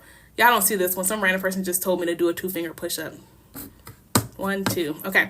But that's like the one thing I have, the gripe I have about Africa is like because again, that Black people are such a spiritual people, we connect to spiritual things, and religion is the one thing that they stole our religious practices, like the way we used to connect with the moon, the sun, like our crystals, like earth, like all different are the elements, like so like our ancestors, the ancestors, like even now though I feel like Black people as a whole still understand the power of the ancestors, but because they killed a lot of our spiritual practices, and we are still such a spiritual people, and we needed somewhere to put all that spirituality, we put it into Christianity, and then it's like this super religion in Africa because they're such a spiritual people, and they need a way to practice that spirituality, and they just took the one that the white man gave them, was just like yes, but the problem is that religion is, in my personal opinion, from all of my knowledge and like research, is like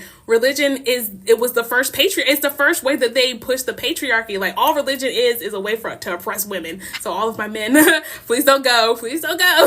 But it's like so many religions, especially Christianity, it just pushes people to men specifically. It's like, you know, the man is the leader of a household and the woman is like, you know, just there to take care of the kid. Like it creates this mentality that like men are on top and that women are subservient, which is, y'all, again, I'm a naturalist, I'm a naturist, I'm just making these words up, but like I look for all of my practices, my spiritual practices, from nature.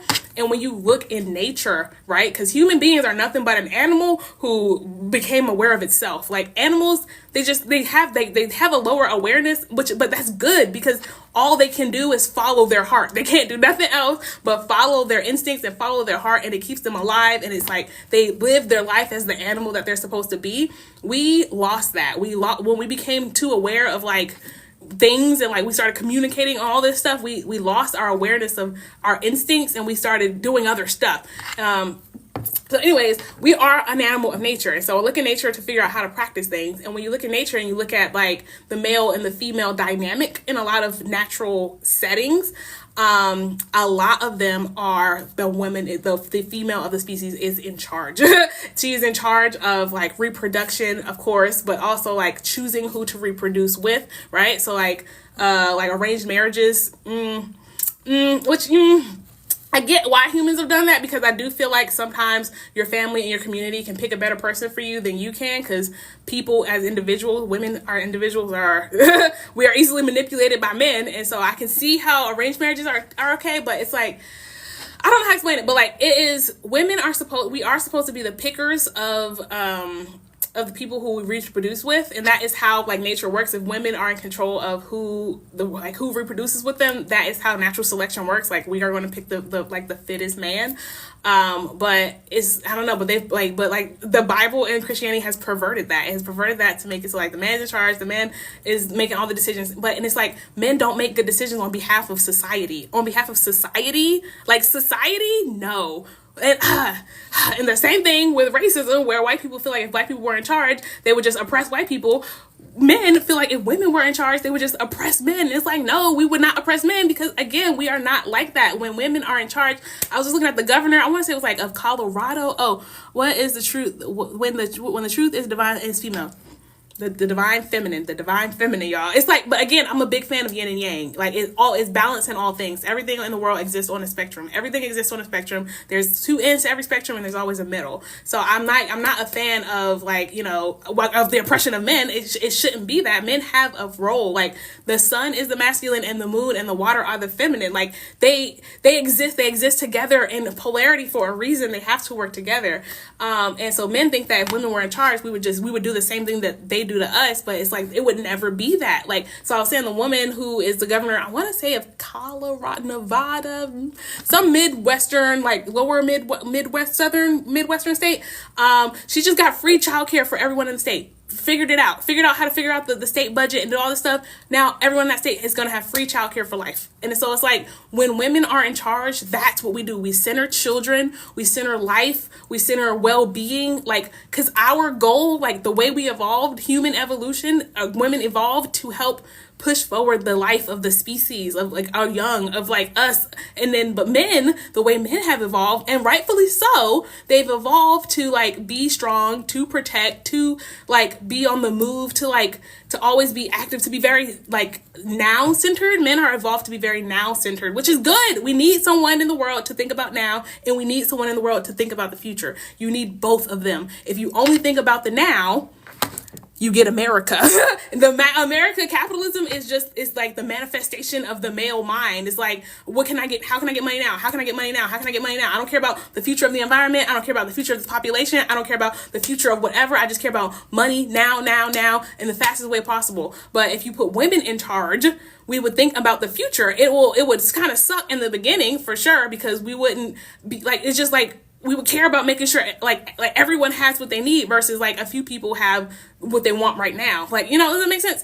Okay. Hey, oh yay. Okay, I'm glad you're listening. Nowadays, women are going to bet their paycheck. What do you mean? What do you mean by women are going to bet their paycheck? It's the practice of feminism/womanism and unpackaging of misogyny being done commonly in Africa. So yeah, that's what I'm like. From the big major countries, the answer is no. Like from the Nigerias and the Ghanas, like, no, they are very patriarchal. They are very man in charge. They are very, if you like, you have the right to you're a woman. There were matriarchal societies, there is like the answer in history, but because Christianity has like weaved its way through the spirituality that is Africa, and it's gotten its claws in there. Like Christianity is really just like the patriarchy and the manifestation of what spirituality looks like for a man. Like that's, or for like, not even like for what it looks like for a man, what it looks like from the eyes of I would say a European male. Because even like back in the day when I'm like reading some books from like black male authors, like there are a lot of black men who understand that black women, or like women in general, but like for my purposes, like that black women have this like this spiritual like this spiritual divinity, like this the awareness, this like the psychic ability almost. Like there are men in the world who are understanding that women are like spirit, like I don't even want to call them spiritually greater, but like we are more connected to the spirit world than men. Like men are there, but like again, it's not about better or worse. It's not about higher or lower. It's about balance. Is about balance. We live on this physical plane. Y'all gonna think I'm like this woo-woo crazy person, but we live on this spiritual plane, and so we need someone who is grounded in the physical plane. But we also, because we all pass away, we all have spirit, we all have life, we all have this thing that we feel. It's here, like we can't see it, but there's something there that is untouchable but connecting us. We feel that. We need someone who is closer to that, because everything in life is balanced and everything exists on a spectrum. And so men are more close to the physical realm and women are closer to the spiritual realm. And what we need men who understand that, and understand that we need the woman who is closer to the spiritual realm to have that, like, to guide the humanity, to guide the spiritual, because we have the wisdom, the knowledge, like it's literally coming from ancestors past. Like we have this ancestors that are telling us things that we know, so we can see the future, we can see what needs to be done, we have the strategy. See, oh, the racists are here. Hey. Like we have this, we have it, and we just need men to understand that it's not, you're not going to be oppressed if you allow women to lead. You will manifest greatness because of it. And it's not a knock on men not being able, like men can lead and they will be good at leading certain things. But when it comes to like leading society, making decisions on behalf of life as a whole, those decisions should be largely left up to women, because we are going to prioritize life and future more than we're going to prioritize like now and extracting value. I don't know, LOL, they are of evil women, super aliens. Yeah, and I know people always talk about that. It's like, oh, but there are bad women. Yes, there are bad women. But my thing, and here's my thing, because I'm a scientist, right? Let me pull up my science board. When you are looking at a population, and we're going to have a population, right? And then, so these are, okay, I'm just going to put a woman here and an M here, right? So if you put every single, how many 7 billion people in the world? So we put all 3.5 billion women here. You put all 3.5 billion men here, right? And you just randomly, you took a sample. I love these samples. He just randomly picked out a couple of samples of women, and you took random samples of men. How many men of your random sample would be evil? And how many women of your sample would be evil? All right, now we're together. Your sampling of men, well, I wouldn't call them evil, right? Well, yes, also like evil as in like unempathetic, not caring about people, not caring about kids, like men who have left their children, like all of that, like, or have done some sort of violence against someone else, like just like, yes, there are bad women, but on average, in general, when you're looking across populations of people, men are going to be the ones who have the most like violence that they're committing, the most like heinous and awful things coming from this side of the population. So I hate like that the argument for, oh, women shouldn't be in charge because like I know some terrible women. It's like, yeah, there are going to be terrible women, but like how many, like it's like not say how many terrible women, but men, but it's just like, if you put all women in charge, you might have a couple of messed up women. If you put, when you put all men in charge, you get a fucked up world. You get a fucked up world. You get a fucked up world. Like, that's like, I don't know what else you want me to tell you. Like, that's like, that's what it is. All women are, don't talk to me. Yeah. I mean, you can engage with the racist if you want to. You don't have to though. But it's like, sometimes it's fun. But like I'm in my spiritual zone. So I really don't actually feel like entertaining those folks right now. So you don't have to if you don't want to. But yeah, that is yelling. See, he's like messaging me in the little invisible ink. He says, yelling doesn't make your point right. I don't know, you're probably Caucasian. Because I'm not yelling because I am trying to prove my point harder. I am passionate about what I'm saying, so it makes me it makes me express it harder. Like, it's just like the more passion, the more you express. You partially agree with me, and they say we are too emotional. Nah, men are the most emotional ego friend. Like, I'm telling you, right? They spread so much hate because they have so much emotion in their heart that they haven't expressed.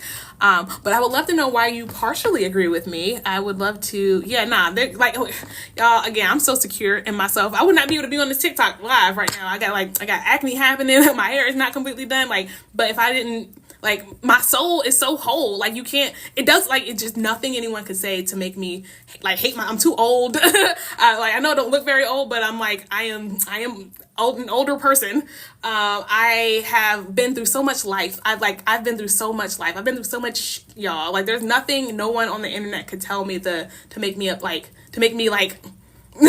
to make me feel some sort of way. Like, I can be maybe a little irritated here and there, but I don't like to give my energy to people who don't deserve it, like who aren't, like, so anyways, someone said that I was partially right, and I was just like, I would like to hear why you think I'm partially right.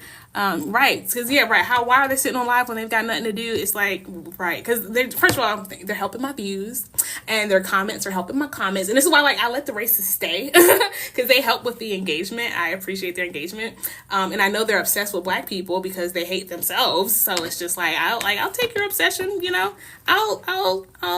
I'll take it. I love a little a racist who, like, as they express their racism, it's just like everything because, like, okay, if y'all know narcissists, every accusation is an admission for a narc.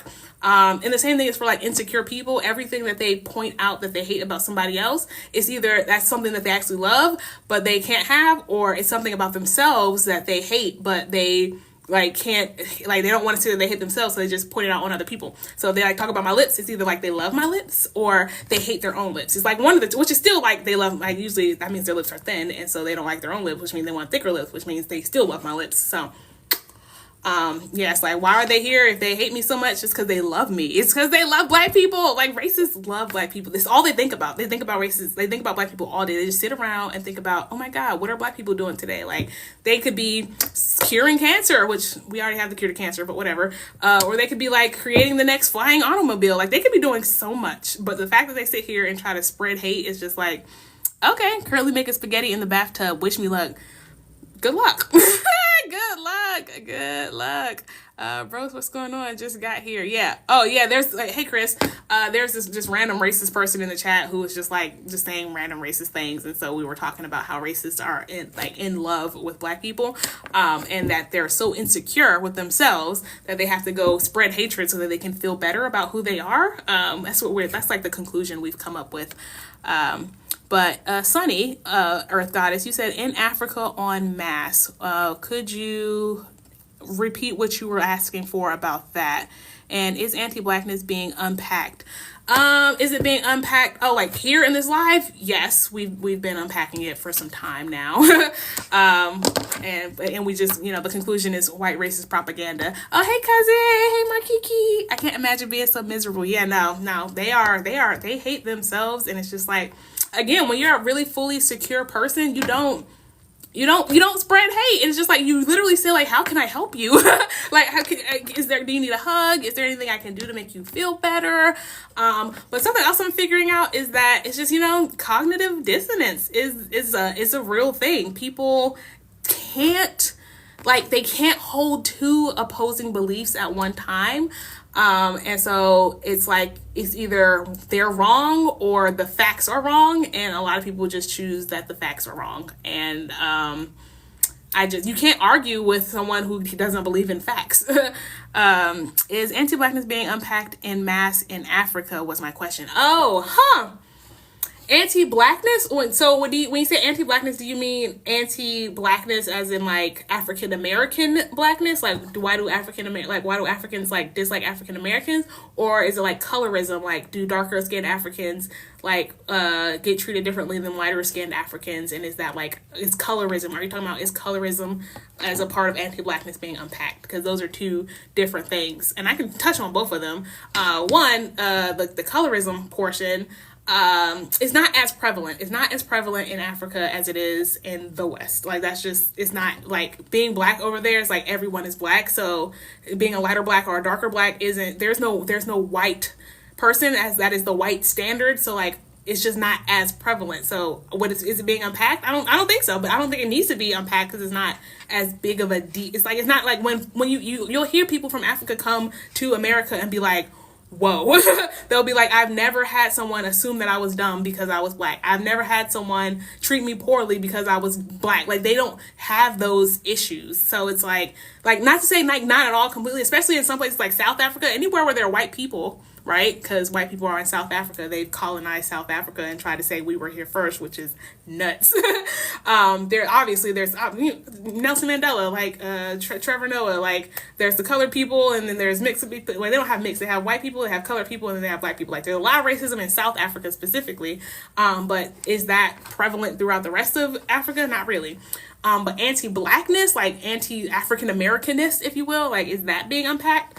I would say it's being discussed. I would say I've seen, like, even in these TikTok lives, you can find like diasporal wars, essentially, of like black people from different parts of the diaspora. Like, so some people from different countries in Africa, some people from like Jamaica, some people from like Brazil has a very large black population.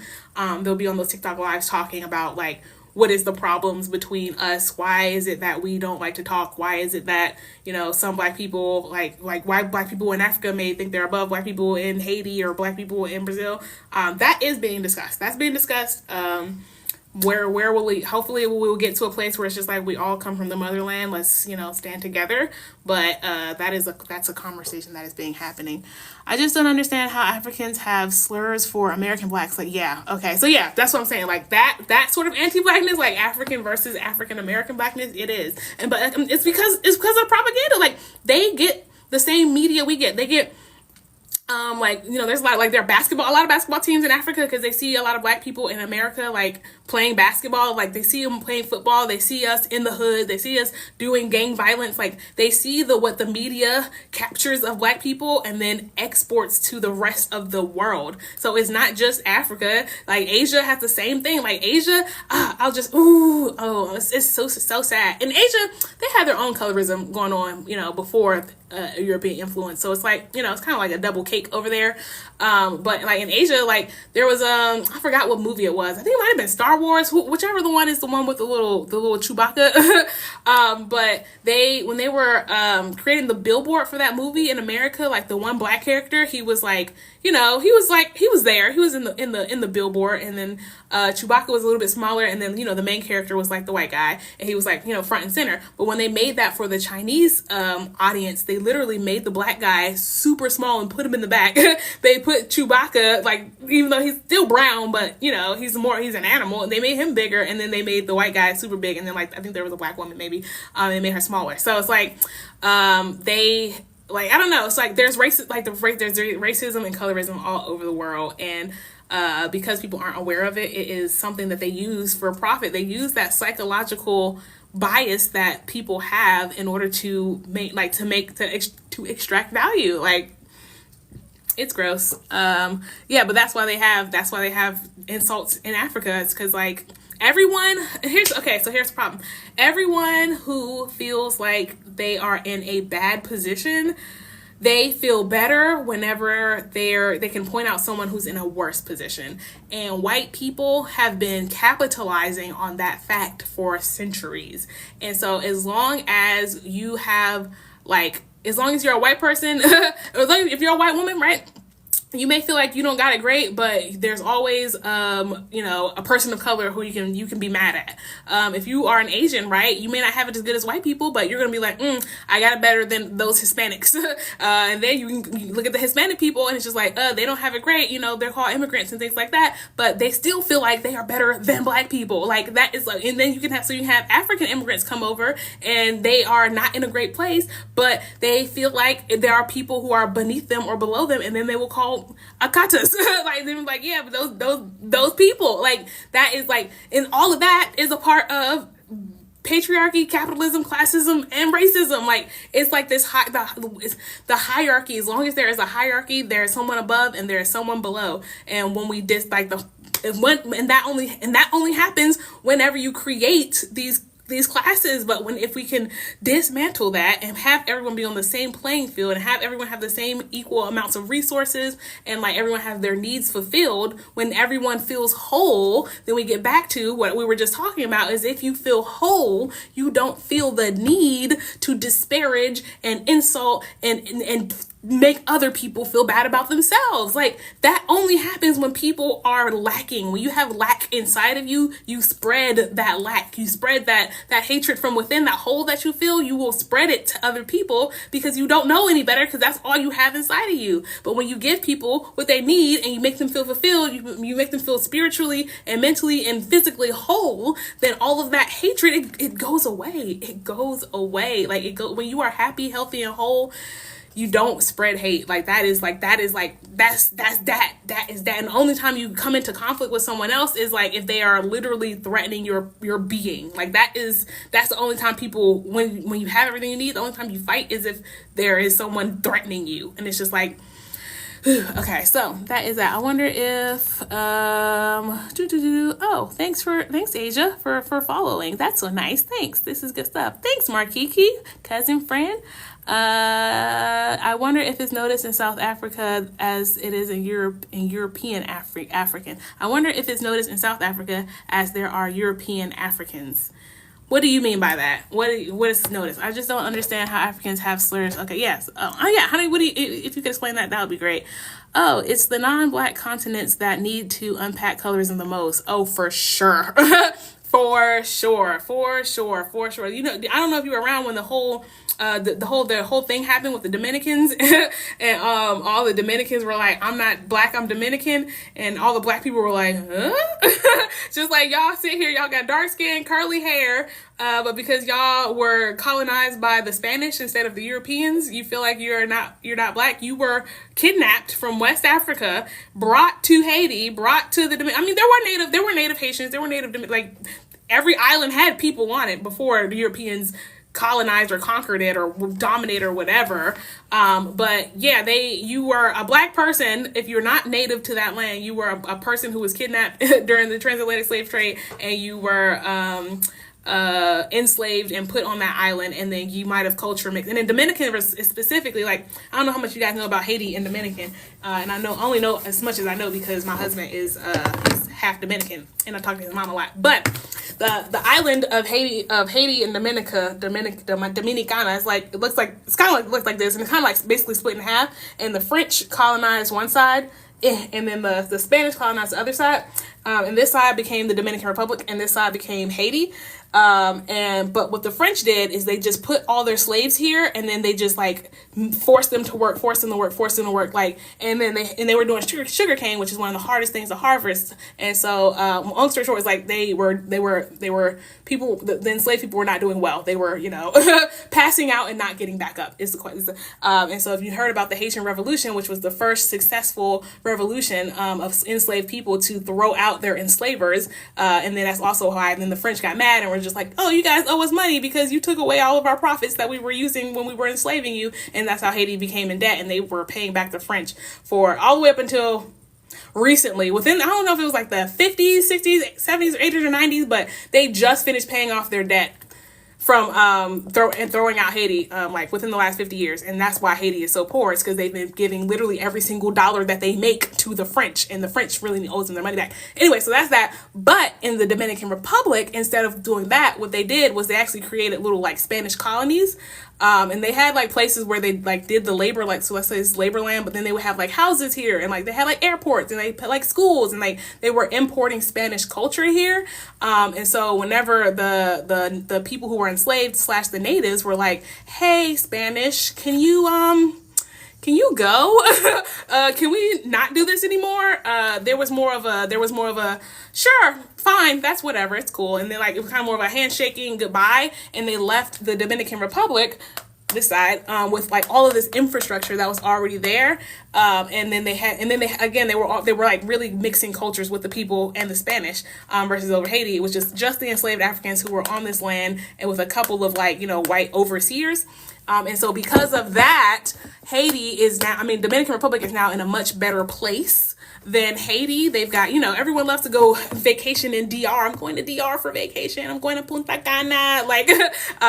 Now Dominican Republic feels like they have this, like, they're this betterment. They're better than the Haitians. They are, like, the Haitians are, like, these dirty, greasy, nasty, dark-skinned people. And Dominican Republic is, like, this, just, like, this wonderful island full of, like, all these grand, and then they were like, yeah, I'm not black, because they were trying to separate themselves from blackness. And so all that to say, yes, colorism is a thing in all the islands. And a lot of it is because of this. It's like because the European culture was exported to these places, and they made it so that if you were of lighter skin, of course, you were better. And then if you were of darker skin, you were worse. And that mentality just stuck around. And that it's to this day, the closer you are to whiteness, the better. Like if you are a Hispanic person and you are a lighter skin Hispanic person, you are going to do better than if you are Hispanic and you are a darker skin Hispanic person. Like Cardi B, she's a Dominicana lady. But when you see people from Dominican Republic on TV, all of them look like Cardi B. But when you go to the Dominican Republic, there are so many dark skinned Afro, there are so many Dominican people who look black, who look like a black person, but they speak Spanish, and you would never know because they are dark skinned. And so because they're dark skinned, you think that they're not Dominican, because they only export the light skinned, the lighter toned Dominican Republic, the Dominican people. It's woo, y'all, yeah, I know way too much about too many things. I think of Maslow's hierarchy of needs. Yeah, that is that's sad because it wouldn't be able to come over here to Africa, Asia. Nobody would be able to come anywhere on this planet basically without Black people doing the work that we've done. And yeah, Maslow's hierarchy of needs is a very good example. It's a perfect example of if you have what you need, you can rise. Like you can meet your ultimate spiritual being. Like we are the blueprint.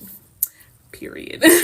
We certainly are the blueprint. Like, I don't want to. It's okay. I'm like, do we need to go into that whiter skin is an adaptation? It's like they say it's a mutation, and it is a mutation technically, but it's an adaptation. It's like it's an adaptation for living in a climate with less sun. It's like your body, everything your body does, it takes energy to do it. And if you are in a place that doesn't use the sun for energy, why would I use energy to make like a sun receptor if I don't have any sun? And so white people, they adapt it so that their skin doesn't use energy making melanin. It uses it for exporting hatred. No, sorry, that's not what it's for. That's not what it's for. That's not genetic. That's not maybe, I don't know. But they use the energy that would have been used for making melanin for something else in their body. And they don't want to hear that like they're a derivative. Like they are like Black people were first and then, everything else came after. But that it is what it is. Like I feel like I shouldn't even feel bad about saying facts, but I feel hesitant to say facts, and that's a part of colonialism. Like that is a part of colonialism. Like I can't talk about white people and what happened to their genetics because like they'll get offended. It's like, okay, hey queen, don't let the haters bring you down. Keep your double. Someone said keep your double chin up. Dang, like you almost had me. This is an invisible quote. Y'all can't see it, but that was funny. I'm not gonna hold you. Keep your double chin up. Thank you. The caucasity. It is. It's like they white people have the most audacity in the world. Hearing that hit us right in the white supremacy. Okay, unpack that. Those that are ready. That's and that's right. You're right. It's like white people who know they know. Non-practicing white people. I love y'all. I'm so happy that y'all exist. Like y'all are some of my favorite people. Like, well, all right, I got, Black people are my favorite people, I gotta say. But right after that, my non-practicing white people, because I appreciate you all, because you have that. Because as of right now, you guys still have your white, like, I don't like, white privilege. Again, I know y'all don't like hearing that, but like y'all have white privilege and y'all have that power, and you still like the perception, like the internal biases, the internal racism is still around. It's like it's breaking down like one grain at a time, but until it is completely dismantled, white people are still, you still have a lot of psychological power. Like, if someone told me this the other day, it was so crazy. It was like two black people who are like, pew pew at each other, right? Let's say, not to be stereotypical, but like the gang violence, right? They are okay pew pew at each other, but then like when the police comes, they run. And I was like, when someone said to me, I was just like, wow, because it's like the psychological power. Like, you're okay, hurting someone or taking out someone who is of your own race, but whenever you see that lighter skin show up, it's like now you're afraid. It's just like you were literally putting your life on the line, going to war with someone who looks like you, but when this color shows up, they're shook in their boots. And so because you guys still have that authority in people's mind, if you are a non-practicing white person, you can be a spy.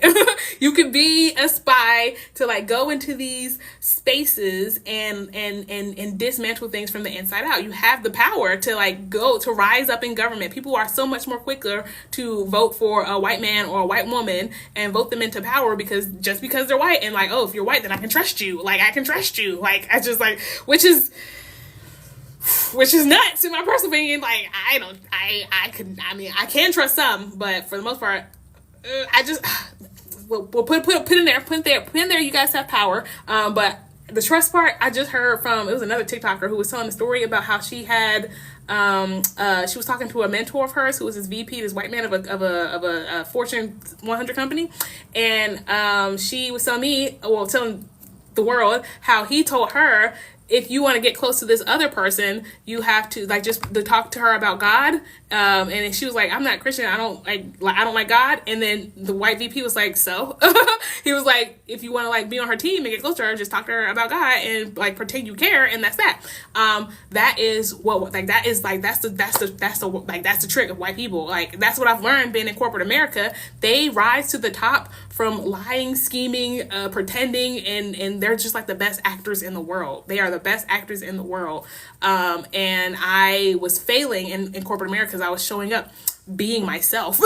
How dare I just show up and just be authentically me? Like, what? That is the quickest way that they didn't show me the door, but I got several talkings to about, expressing my real feelings in front of people. Like, how dare I? How dare I? Like, and corporate America is nothing but politics. It's literally nothing but politics. It is like, who can you make like you? Can you make your boss like you? Whose ass can you kiss the most? And that is how you get promotions. It's nepotism. It's like they give promotions to their friends and their family. And if you are not their friend or their family, they will impede your growth as much as they can. Or even if they won't do it, it's like if they don't actively dislike you, they won't notice you. Even if your work is great, even if your work is perfect, they will hire someone who is their friend and does mediocre work over hiring or promoting someone who does fabulous work, but they don't really talk to them very much.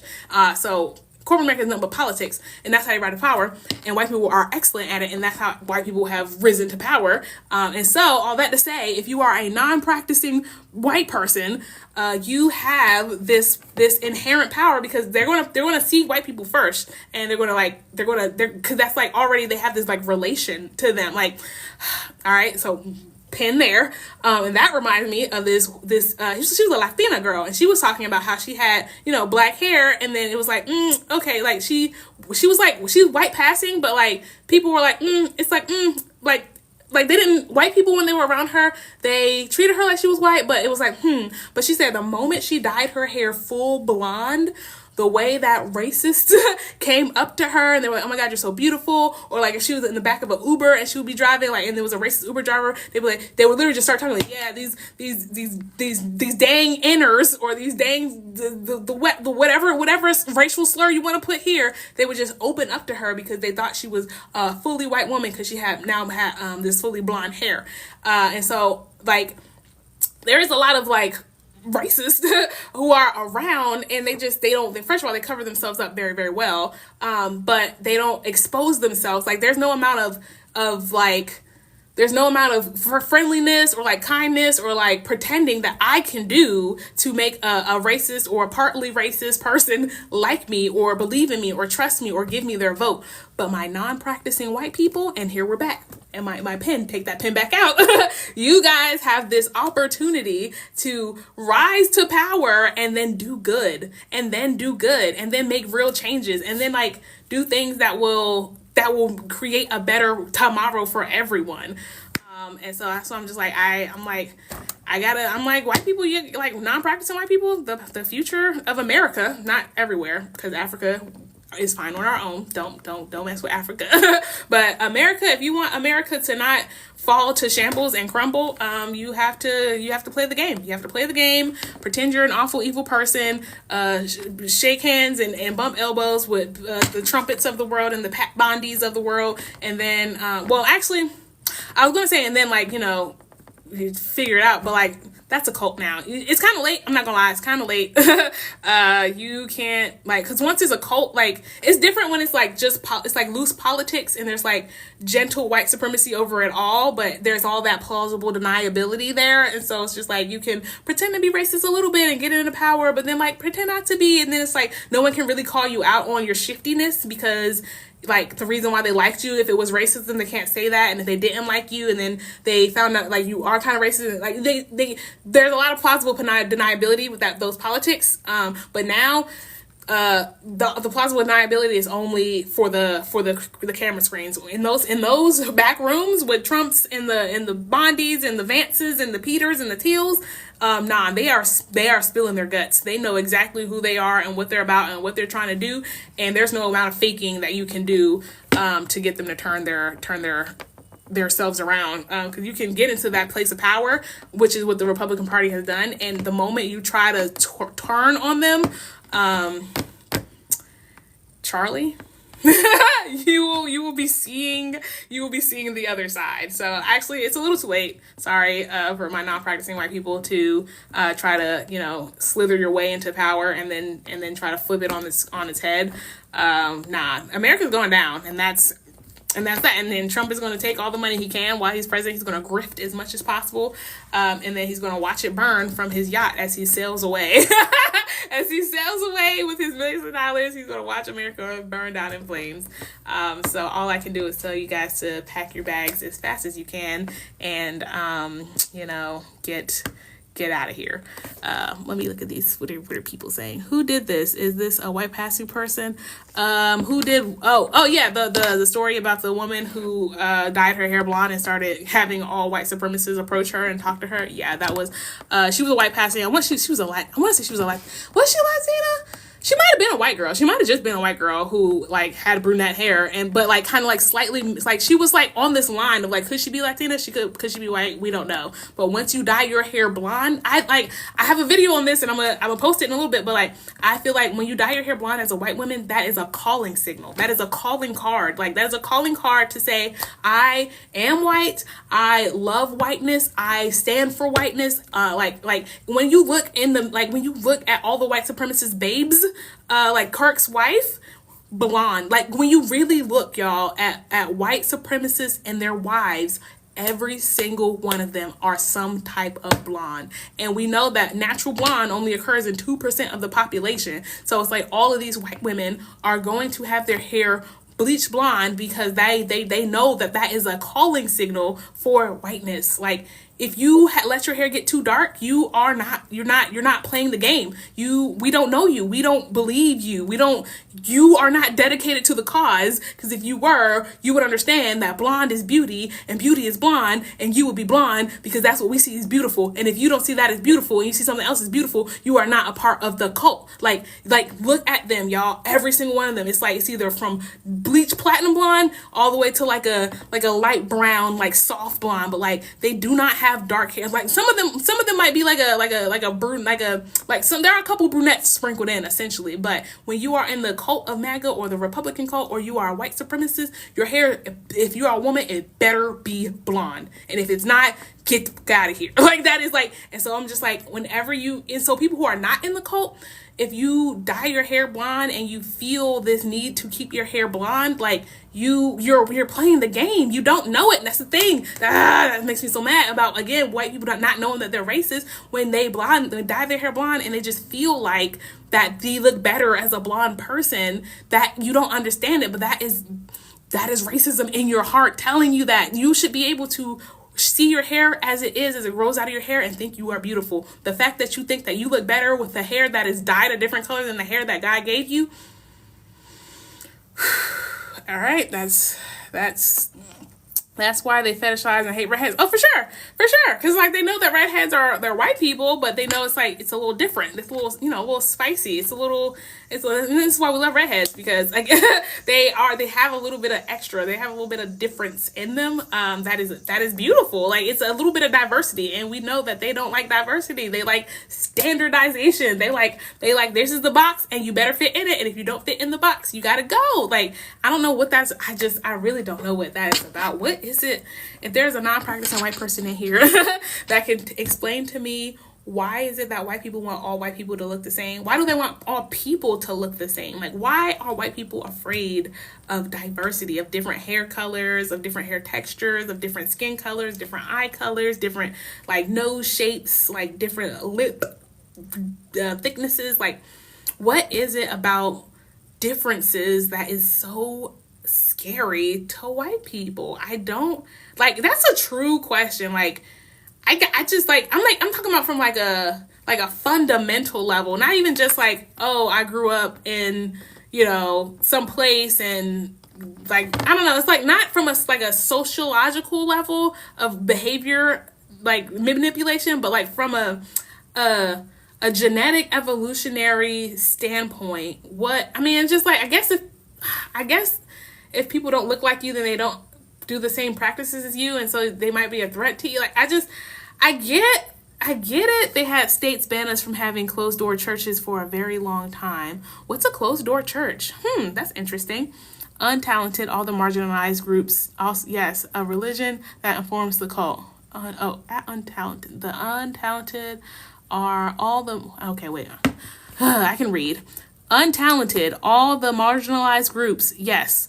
Also, a religion that informs the cult.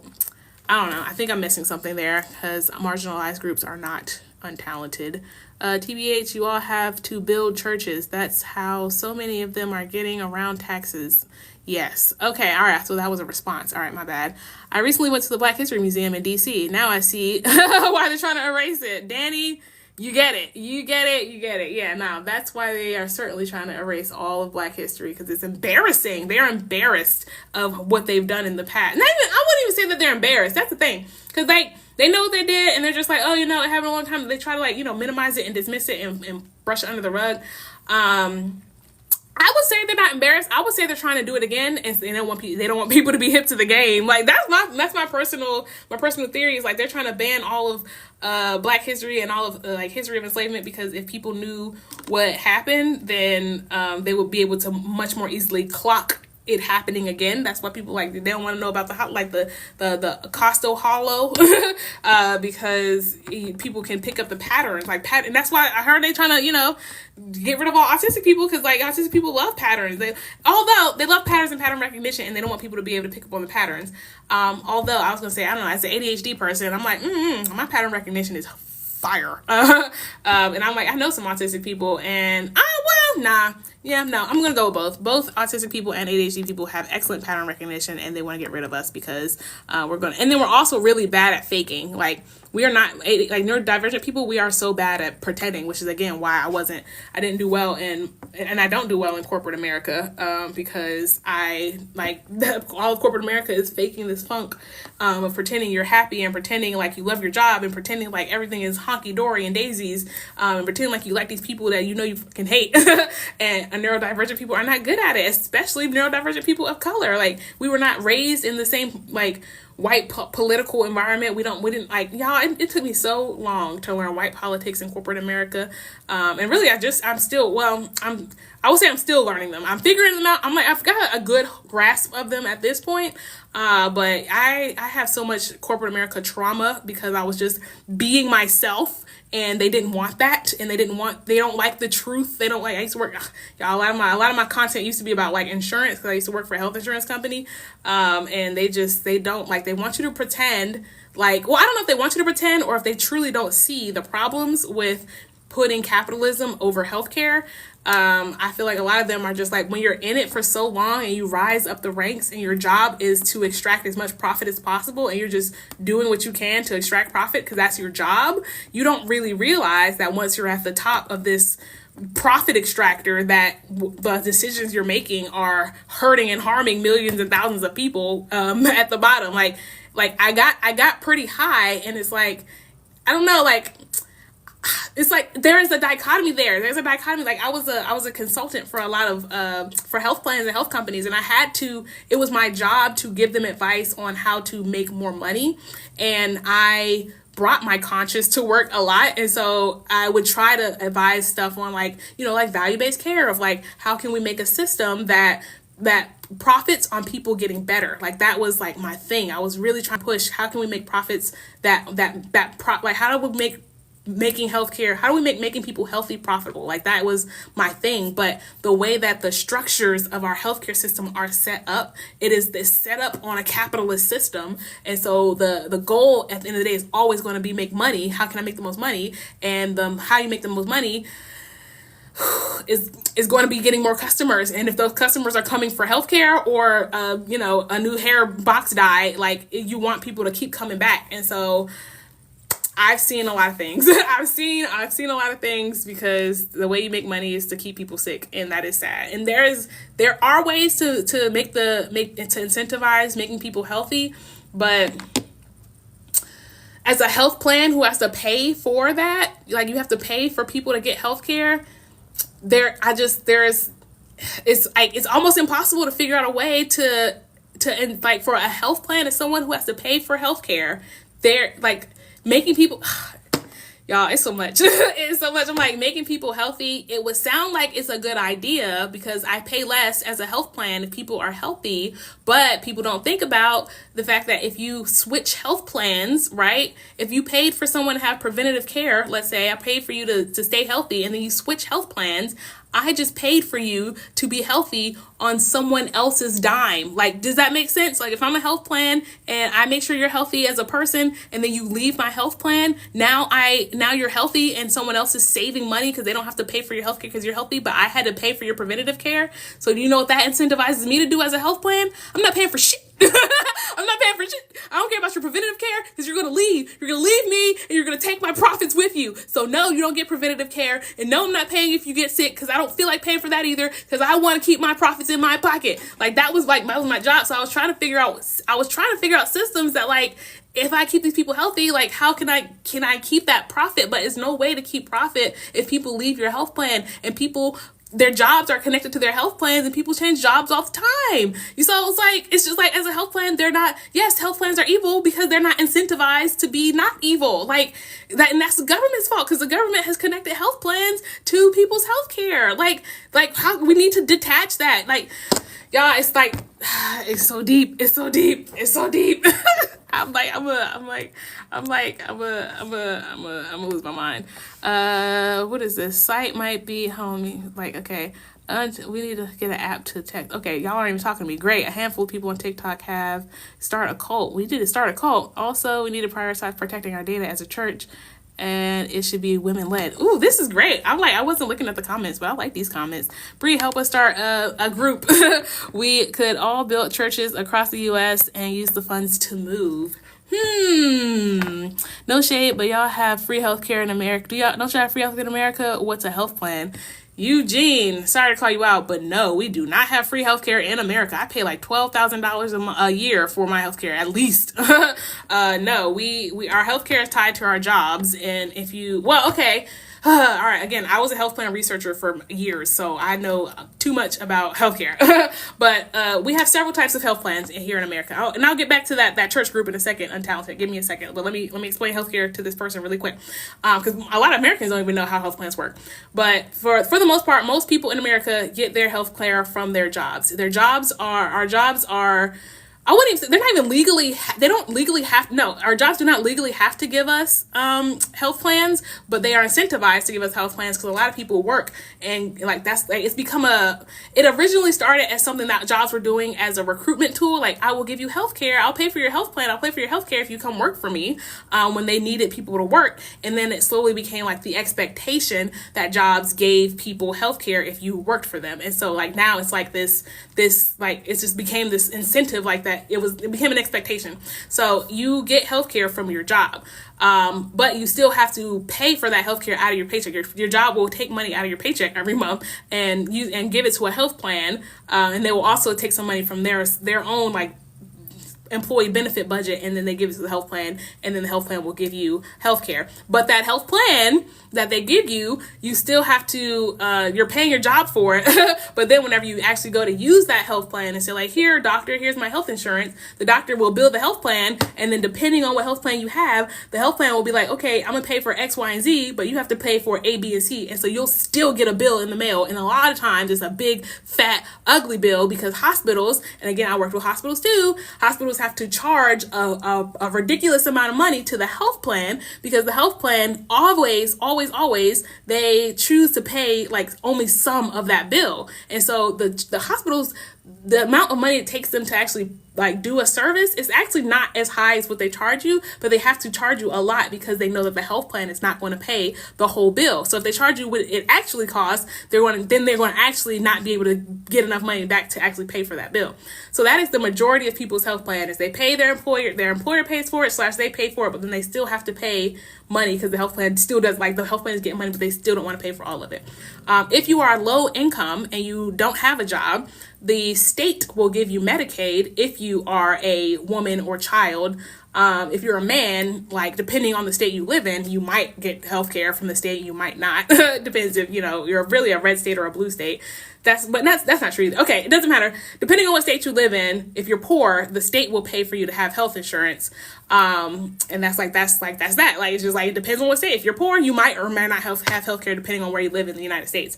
And then if you're old, over 65, you can get Medicare, which is the insurance for old people, but there are two insurances there, one from the federal government, Medicare, and then one from a private insurance company called Medicare Advantage, which is very confusing for most people.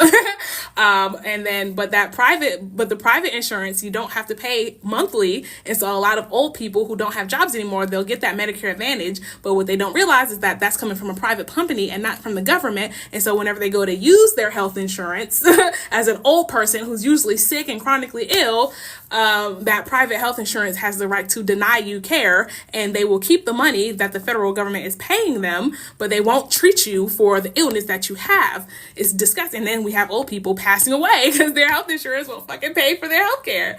And then there's Medicare, which comes straight from the federal government to pay for old people. And that's a good insurance, but you have to pay for that monthly. And a lot of people who are old and poor and don't have a retirement fund because their job didn't have retirement benefits throughout their lives because they had, let's say, a low income position, they can't afford a monthly pill for their health insurance. And so they end up going to the predatory private insurance, Medicare Advantage, getting sick and passing away. The end. So yeah, is healthcare free in America? No. It only costs you your life. That's all. No, that's it. So Incredible showed us about this. Oh yeah, right, exactly. Yeah, the Incredibles, the dad, he worked in insurance, and he was like, no, I can't help you with your insurance. But if you go up to level 6 and you ask for a guy named John and you do this and you do that and you do the third, you might be able to get yourself some help. Go. And then he got in trouble because he told her that. But in the same thing, y'all, the same thing happens with doctors. It's deep. With doctors who are like, they have private practices and they're trying to give like holistic medicine, or they're trying to give like medicine that is actually good for you, treatment that is actually good for you, they will not get, the insurance company will not pay them money because the insurance company only wants doctors to prescribe like medications that the insurance company can get reimbursed for on the back end, because the insurance company is they usually purchase or partner with a PBM, which is a pharmacy benefit manager. Sorry, y'all, I worked in health insurance and healthcare for years. This is deep. I know we're going in the weeds, but stick with me. Just stick with me for a second. Health insurance plans, they partner with Big Pharma so that whenever someone gets a prescription, Big Pharma gets paid and the health plan gets paid. And so doctors who own a healthcare practice, they get paid by insurance companies when someone comes to them for healthcare. And if you as a doctor are not doing what this Big Daddy health plan is telling you, Big Daddy health plan is not going to pay you money. If you are trying to give your patient patients preventative care? No. The health plan will say, hey, why are you prescribing all of these preventative tests? Why are you prescribing all of these like holistic medications? I can't get reimbursed for holistic medications. I can't get reimbursed for preventative care. Stop that, or I will kick you out of my network and none of my patients will be able to go to you. And so then the doctors are like, okay. So then the next time they get a patient, they're just like, here's this blood pressure medication. So then the doctors, they have to give you what the health plans are telling you. Like, that's like, y'all, that's so like, so doctors who do holistic medicine, like when you go to a private practice and they take cash only, those are the people who actually give good medicine and good medical advice, but those are inaccessible because most people can't afford to pay out of pocket for healthcare. Y'all see, you see the loop? This is why Americans are fat, are sick, are unhealthy, are stressed out, high blood pressure, diabetes, because of all this stuff. The medical system is made in order to keep it. It's made to keep you unhealthy. It is made to keep you unhealthy. That is the system. It's the system. Y'all, it's the system. I can't explain that more. Like, it is the system. Like hospitals, I work with y'all. I'm like, hopefully nobody listen. I'm like, y'all work with hospitals. I worked with healthcare, like chief strategy officers of hospitals, and what they come to me with about, they're just like, okay, I got this service line. Like, a service line is like, it's a bundle of services, like cardiovascular or like, a neurosurgery. Like, when you watch those doctor shows, you're like, I'm a neurologist, I'm a cardiologist, I'm a orthopedist. Like, those are called service lines, right? And like, or like women's health, OBGYN, one of the least profitable service lines in a hospital, because it doesn't actually cost that much to deliver a baby, because a baby is just, let's see what is like delivering a baby, but it's like, you don't really, unless it's a C-section. C-sections are profitable, y'all. Every time they got to pull out one of them scalpels and they get to slice you up, every time you get to stay overnight in a hospital, that is money in that pocket, money in the pockets. So OBGYN, like the women's health service line, is not profitable because all they're doing, catching babies. Like, anyone, like, not saying anyone can do that, but if you're healthy, like, it don't cost that much. And that's why they're shutting down women's service lines, because it's like, that is not profitable. Like, they literally asked me, how can I make profits off, how can I've looked at tools and calculators that show you what populations are going to be sick. Where can I build a new hospital where there are going to be sick people so I can extract the most profit out of those people? Not because I want to be there to help them get healthier. Like, technically, yeah, but it's like, it's a business. Everything in America is a business. Okay. Do you ever see U.S. breaking the cycle? They create the problem and then sell you the Band-Aid solution. Oh, that's it 100% every single time. Because fake solutions are profitable. Like, they literally, and TikTok, they will tell you you got wrinkles and you ugly, so they can sell you a face cream. Like, it's just like, you never thought about, I got dusting powder in my room right now. I'm like, I've never used a dusting powder in my whole life. But it's just like, TikTok was just like, oh, do you sweat in these places? Don't you want to smell good? Here, buy this thing. And I was just like, I do sweat. I do want to smell good. It's just like stuff that it happens naturally. That's not a problem. They will sell you a solution. And do I ever see the U.S. breaking the cycle? My honest answer? No. Not the U.S. as it stands right now. No, because it's like, it's just because all of it is baked in. All of it is built in. Like, how, like, in order, so like, just like, if I just look at healthcare, I'm not even looking at everything else, the way I just described, it's just, there are so many layers to every single thing that at every single point in a system, it is created to extract the most value and extract the most profit from that point in the system. And in order to fix the problem or like fix the system, there's no fixing it. That's the thing. This system was built brick by brick on capitalism. So the only way to fix it would be to literally dismantle the entire thing and build it up from scratch. Like, and that's what we're like in healthcare. That's what we're trying to do with, like, they're trying to move things to value-based care, but it's like to say it's impossible, but like it's so difficult to. Okay, so value-based care, instead of it being like every time you get a patient, you get paid for every patient you get, it's like, I give you like $100 and you use that $100 to treat all the patients you get. And if you do a good job, you get to keep whatever money is left over. If you do a bad job, like, you got to pay the extra because I'm not giving you any extra money. Like, that's the system that they're trying to build right now. But it's like, it's hard to do because, believe it or not, hospitals for a long time, they weren't really tracking the data that they needed to really understand their own outcomes. Like health plans have been tracking our health for a while because they want to know the risk. They want to know if you're Black, how old you are, have you been diagnosed with diabetes, have you not, and so the hospitals have been, like, the health plans have been tracking that data. But even for the health plans, it's been hard because if you switch health plans, they don't talk to each other. Because they're private companies, so I'm not going to give my data to my competitor. So so that's been that. And then the same thing with hospitals is like, if you go to one hospital, and then when I was a kid, I would go to a hospital and then go to a different hospital. I just assumed like that new hospital had all of my medical information, and I would be like, why are you asking me all this stuff? But like as an adult now, I can go into one hospital, go and see the cardiologist, and then go over to see like an OBGYN, and like those two doctors won't know that I have already been to this hospital 10 years ago, like, or two months ago. Like the lack of communication within the health system is a big reason why it's very hard to track a person through healthcare and track to see if they are actually getting better or worse, or it's like because there's no communication. So value-based care is so hard because the health plan is like, I'm gonna give you $100,000 to take care of all these people, and if you do it, you get to save money. If you don't do it, you got to spend money. But that means now the hospital has to make sure you're coming to your doctor's appointments, you're taking your medication on time, like you're not losing your medication, you're actually getting your prescriptions filled. Like that's a lot of work that a hospital is only trained to like treat a patient as it comes in and send them back out. Everything that happens outside of the hospitals have not been. That's not their job. They haven't been taking care of that. But now the health plans are like, you gotta take care of all of that now. So now they like hospitals are in this scramble because health plans are like, I'm not paying you anymore. They're like, I'm not giving you all this money. Figure it out.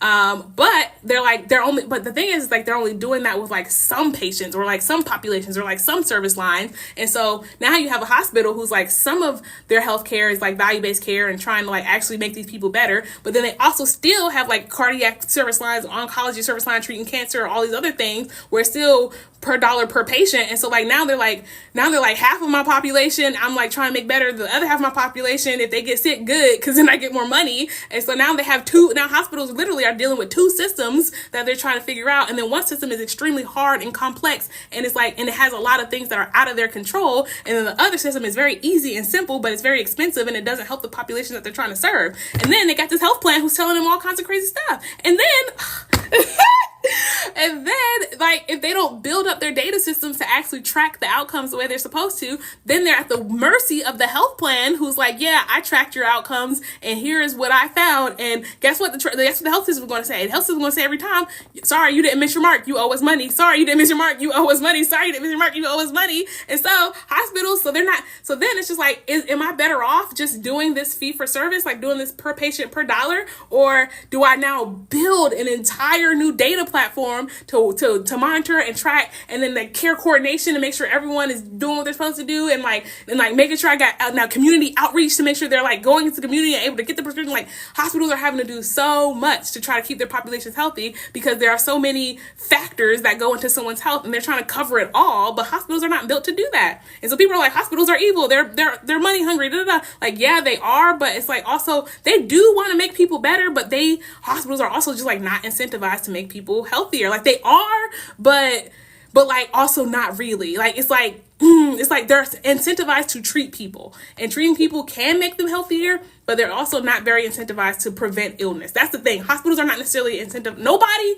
in America is incentivized to prevent illness. There it is. That is it. That is all. There is nobody in America who is incentivized to stop people from getting sick, because everybody, once you're sick, the health plan is going to make money somehow, because if you don't get sick, the health plan, they get money no matter what, because you got to pay into your health plan when you're not sick. So technically health plans are incentivized for you not to get sick, but they're not incentivized to prevent you from getting sick. They're only incentivized to that's what it is. Okay, they're only incentivized to have healthy people. Health plans love a healthy young person. Like that is their fit.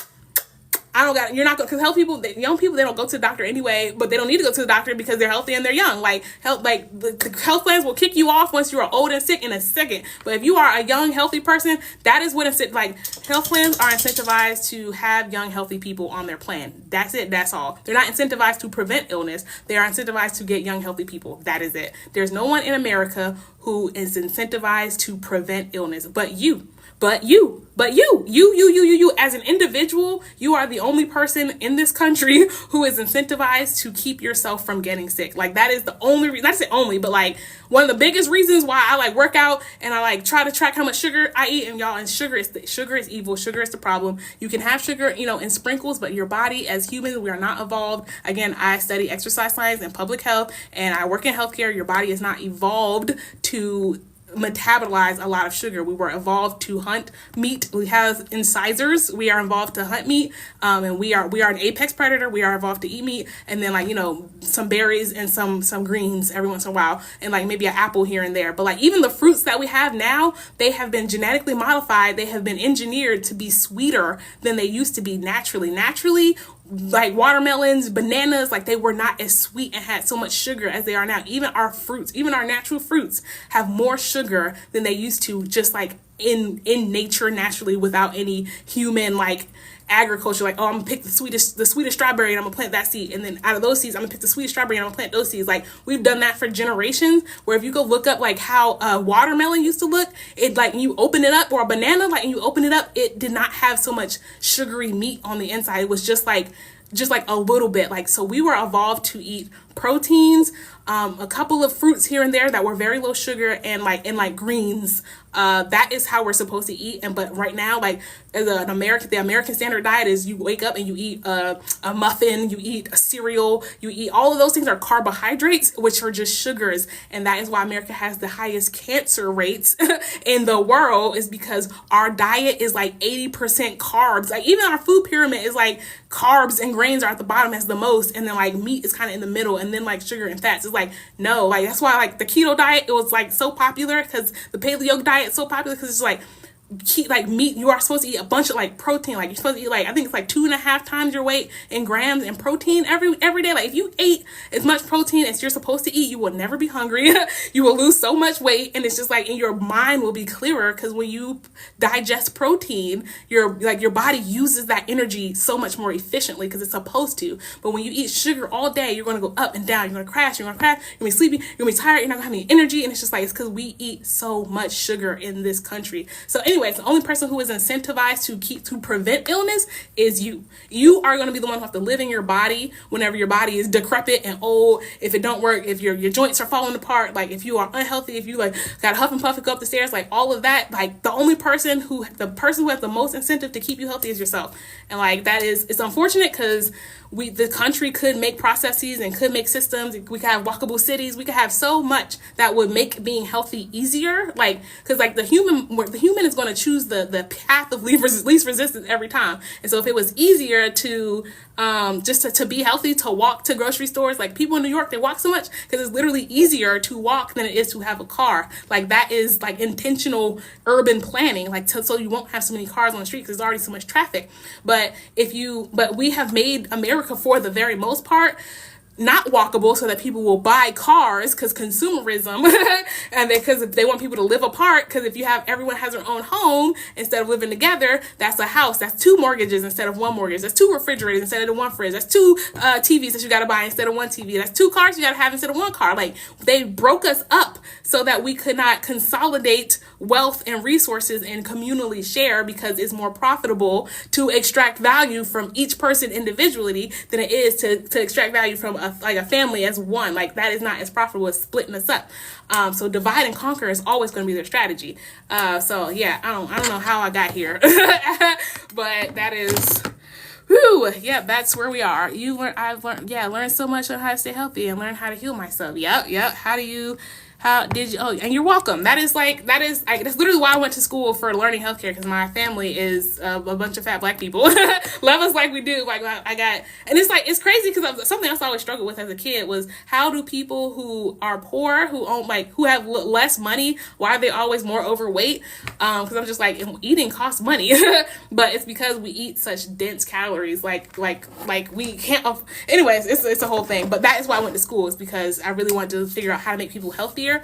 And I figured it out, but then I figured out how it's so much more deep. It's so much deeper than exercise and friggin' eating healthy. Like, that is what I learned by going to school for being healthy. Is like that being healthy is like exercise and eat healthy is that I'm just like, I wasn't like that's the easy part, but like that is hard, but also, and you have all of these systemic pressures behind you pushing you towards obesity. It's like, and the poorer you are, yes, the more it's good, because like you don't have the education on macronutrients, you don't have access to a lot of money to be able to go grocery shopping. You don't have time to go grocery shopping. Like, it's just so much. It's so much, and it just makes me so mad when I sit here and be like, to hear people be like, oh my god, you're fat because of personal choices. Like, no, shut up, F you. Like, it's like, sorry, I get so frustrated, because it's the same thing. It's the same thing that people do with obese people and people who have obesity, like, as a problem. It's the same thing they do with black people. It's just like, oh, it's a personal problem. It's a personal issue. Like, it's like, that's, the parallels are crazy, because it's like,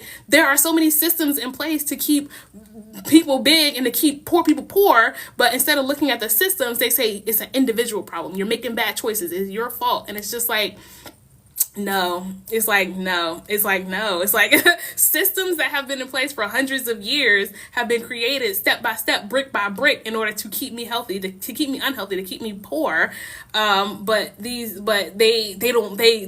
ignore all that. They don't see all of that. And the way that systems are always made, extracting value, my favorite word, but also plausible deniability is going to be my second favorite word today, because all these systems are made to have plausible deniability, every single one of them. So it's like, whenever you point it out as a problem, there's always like this gray area of like, am I the problem? Are you sure I'm the problem? But I cannot be the problem. You can't prove that I'm the problem. Like, I mean, you can kind of prove it, but like, you can also prove that something else could be the problem. So I was just like, it's insidious. Some family members did. I helped them. Oh, you did? You helped your family members? Okay, that's good. Walkable cities and third spaces are a special interest of mine. We need so much more. Oh, wonderful. Hi, Cass. That's a good, Yep. Starbucks. Starbucks used to be a cute, fun third place where you could just go and sit and hang out. But guess what? They learned that it's more profitable to make everyone who walks in pay them money. So no, you can't have that as a third space anymore. And it really just nothing. You can't. It's like you can't even go to the park and sit around, because you can be harassed by the police and say, "Are you supposed to be at this park?" If you're a person of color, if you're not a person of color, it's just like, if you sit around at the park, they've socialized like just sitting around and doing nothing as like a bad thing. You're either homeless, or like you ain't got nothing to do, or you're broke, or like you're a nuisance. Like, if you're just sitting around in America and relaxing, you are a problem. Like, that is like, they made it so normalized to not be able to sit around and leisure. Like, leisure is sin in this country, and it's so sad because it's sad because people need leisure. People need to just relax. But it's deep, because when people relax, when people have time to decompress, they have time to process, they have time to digest, they have time to think, they have time to go into their second layer of thoughts and think, I wonder why that is. I wonder what's going on with that. And when people have time and space to think, scary stuff for the government. Scary stuff. They do not want people to sit around and think, because that's not going to help them. That's not going to keep people ignorant. It's giving people time to sit around and think and study and learn. Like, no, you need to be out on the grind, making money. Make my money, baby. That's what they're here for. So I'm just like, that third spaces, we need more third spaces, but it's hard because, like, third spaces they're supposed to be like cheap to free, but you can't have a space in America that someone doesn't own. And if someone owns it, that means they have to pay property taxes automatically. Mind you guys, property taxes is not a universal thing. Not every single country has property taxes. There are places where once you buy your property or your house, like, that's it. That's all. No more. Nothing else. It's yours. No, you can pass it down to your kids forever. The government can't take it back. Like, I'm like, property taxes is one of the biggest scams. It is one of the biggest scams. It is one of the biggest scams in the world. Because, like, how dare I spend 30 years of my life paying off this loan on this property, and then you tell me after I paid off this 100,000 loan, that I still got to pay you more money every year, and then that if my house is more valuable, now I got to pay even higher property taxes. Like, I paid off the house, and now you're gonna keep extracting money from me, and if I don't pay my property taxes, you take the house that I just spent 30 years paying off? Don't that feel like bullshit to you? Don't that feel like bullshit? Don't that feel like bullshit? Is it? Okay, maybe I'm alone. Maybe I'm alone. And then, of course, connect the property taxes to the income that the schools get within that property line. That's racism. Because, of course, the richest neighborhoods are going to have the most property taxes, and they're going to have the most money, and they're going to have the most resources going into those schools. But then the schools who are in poor neighborhoods will have no resources, and then the kids won't have the opportunities that other kids have, and so then they're more likely to not do well in school because they don't have well-funded teachers, they don't have after-school activities, they don't have development opportunities, so they're more likely to go into crime or to go into some gang or something. They're more likely to get into trouble because they don't have things to do that are positive. And then boom, now you have a reason for the police to arrest our children because they were out in the street doing no good anyway. And so now boom, you got all of our black boys in prison. And we talked about earlier, I don't know how long most of you have been here, but we talked about why black people in prison is profitable, why policing black people is profitable, and why it'll never stop because it's profitable. So, y'all, it's like, okay, now they're trying to find a way to get our property or land. Yeah, no, for sure. Have we talked about private equity today? I don't think we have. It is another topic. Private equity owns everything. And the only things that they don't own, for the most part, are single-family homes. They own all the businesses. It's either a corporation owns the business, or is the business, or private equity owns. If it's a small business, private equity probably owns it. America is nothing. It's capitalism. Capitalism is growth. Growth is like more money. And I'm talking to healthcare executives about this right now. Of like, now that they like, how can I get more money? Because they can't get it from treating patients because the health plans are not paying them anymore. We just talked about that. And so they're like, okay, well, I have to buy, they're like, can I buy another hospital? Can I buy an ASC, ambulatory surgery center? Can I buy a physician group? Like, hospitals are now like, they're looking at how can I buy assets because I have to get money in order to stay afloat. And so in private equity, it's the same thing. Everything in America is about how can I get more money? Like, that is it. That is all. Like if you are a church, if you are a nonprofit, even nonprofits are like, how can I get more money? Because the way that they work is they aren't trying to get profit, but they want to get more money. But because they're a nonprofit, like their business model is like every dollar that they get in, they have to spend it on like their services. And the hospitals are the same thing. Hospitals are also nonprofits. So it's the same thing of like every time, like they have to get as much money as they can, and then all the money that they get, they just have to spend it. They just can't save it money. They just can't save money. That's like the only difference between a business and a nonprofit is like a business is allowed to get money, make profits, and give it to shareholders, and literally legally have to make as much money as possible. But nonprofits, they have to get as much money as they can, and then use all of it on the services that they are providing. But what people don't really get is like, those services include overhead costs. So if you're a CEO, if you're a CEO of a nonprofit, like your salary is counted in that how much money you have. So you can, and you and your board can still, you make up your own salary. So it's like if you are a nonprofit and you're making $1 million in donations like every year, you can if you wanted to, you could give $2 to the services that you provide, and then your salary as a CEO be $99 million, like $999,000, and you're now a nonprofit, and then all that money that you made as the CEO of your nonprofit is in your private bank account. Like, it's all a scam. It's all a scam. It's all a scam. No matter how you look at it, it's all about making more money somehow. But like, I mean, nonprofits are still a little bit better because, again, most of the time, like that example was extreme. Most of the time, if you are a nonprofit, you are providing some sort of service to the community, and most of the time you are using the money that you get to provide those services. But at the end of the day, your goal as a nonprofit is still going to be to grow your nonprofit, grow the services, grow the amount of people you can help, and you are still going to need to get as much money as possible in order to do that. And so every year you're going to want more money, more donations, more philanthropy. So like the goal at the end of the day is still make more money. It's just like, instead of providing a product, you're providing a service that you hope that people believe in, so that they will just give you your money so that you can provide the service to the people who are receiving the service for free. So it's like nonprofits are just a little bit better than regular businesses, but it's just like, yeah, earth and energy. Yeah. Oh, thank you. You love the urgency in my voice. It's because like I get really passionate. I just like, I have so much. Yeah, I've been in business. I've been in nonprofits. I've been in healthcare. I've been in health. Like I've been in clinical healthcare, like providing the services. And I've also been in administrative healthcare and like the background, like the business. And I've lived a long life, and I just know so much. And it's just like, I be talking to people, and I just realized how much people have no idea how this country is run. They have no idea how businesses are run. They have no idea how nonprofits are run. They have no idea how cities are made. They have no idea how, like, people just don't know how the world around them works. And I'm just like, y'all, and then they just, and because they are so like unknowing, I don't want to use the word ignorant, but like, that's the word.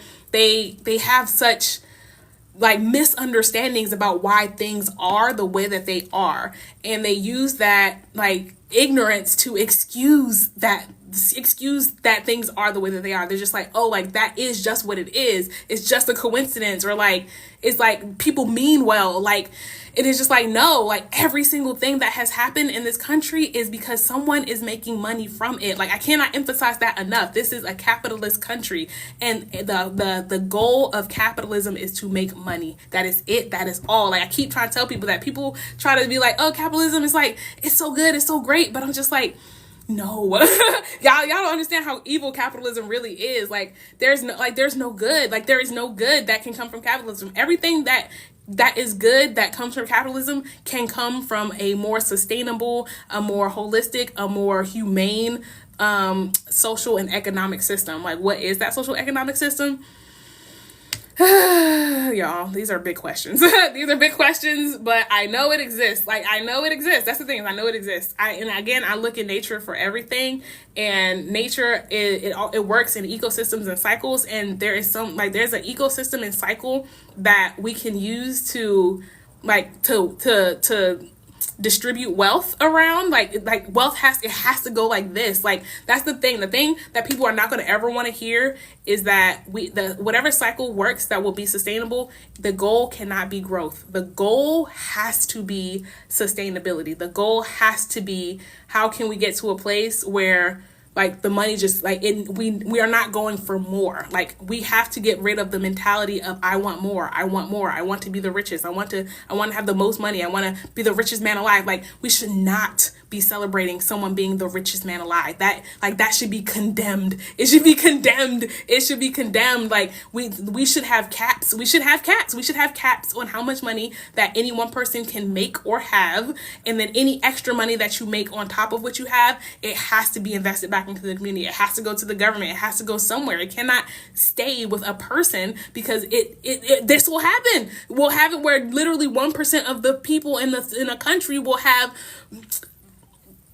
what is it, 90% of the wealth is in the top. The 1% is like 90%, or might be 10%, but like either way, the bottom 90% of us are fighting over 10% of what's left. 90% of people are fighting over the 10% that's left, because we're idolizing having the most money as possible. Like if you look in nature, there is no animal in nature who will go and monopolize like an entire like land and say no one else can have this land but me. Like there is none. Like you'll have predators, and even predators, like it's like they will work in an ecosystem. Like antelopes and lions, they live on the same lands, but there is no lion that will go and murder every single MURD every single antelope, and then tell every single other lion or hyena or other animals that also eat that same thing that you cannot have any of these antelopes. They are all mine, and you starve, you perish, everything about you go away. Like that is nowhere in nature. Humans are the only creatures who hoard resources like that to the point where other species or animals or people in their own species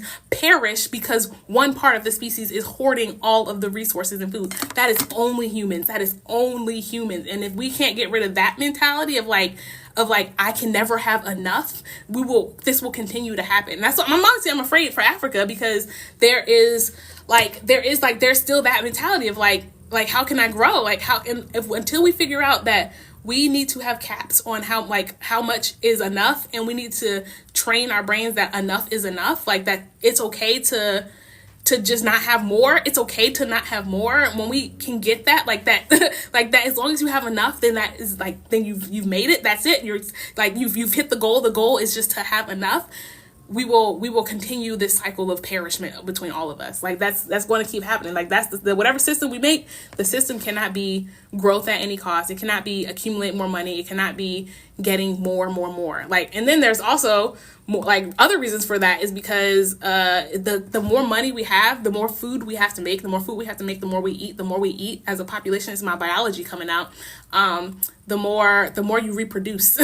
The more in biology, if you give a population more food, the population will grow. You will have a population boom every time you give a population of any species. Like that can be bacteria, that can be grass, that can be birds. Like if you give a species more food, they will reproduce.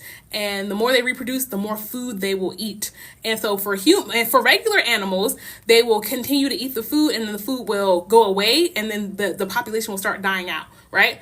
And then the food that they eat, it'll start growing again because there aren't so many, let's say, like hawks eating all the mice. If there are so many hawks, like there won't be any more mice to eat because there's gonna be so many hawks, and then so they will stop reproducing because there's not gonna be so much food. We are struggling as a resource, as a humanity, and guess what? We're not reproducing because we don't feel like we have enough to reproduce. But that's good because now you can have the mice grow, and then the hawks will grow, and then the mice will shrink, and then the hawks will shrink, and then it'll go it's like this a cycle. It's a cycle of balance, y'all.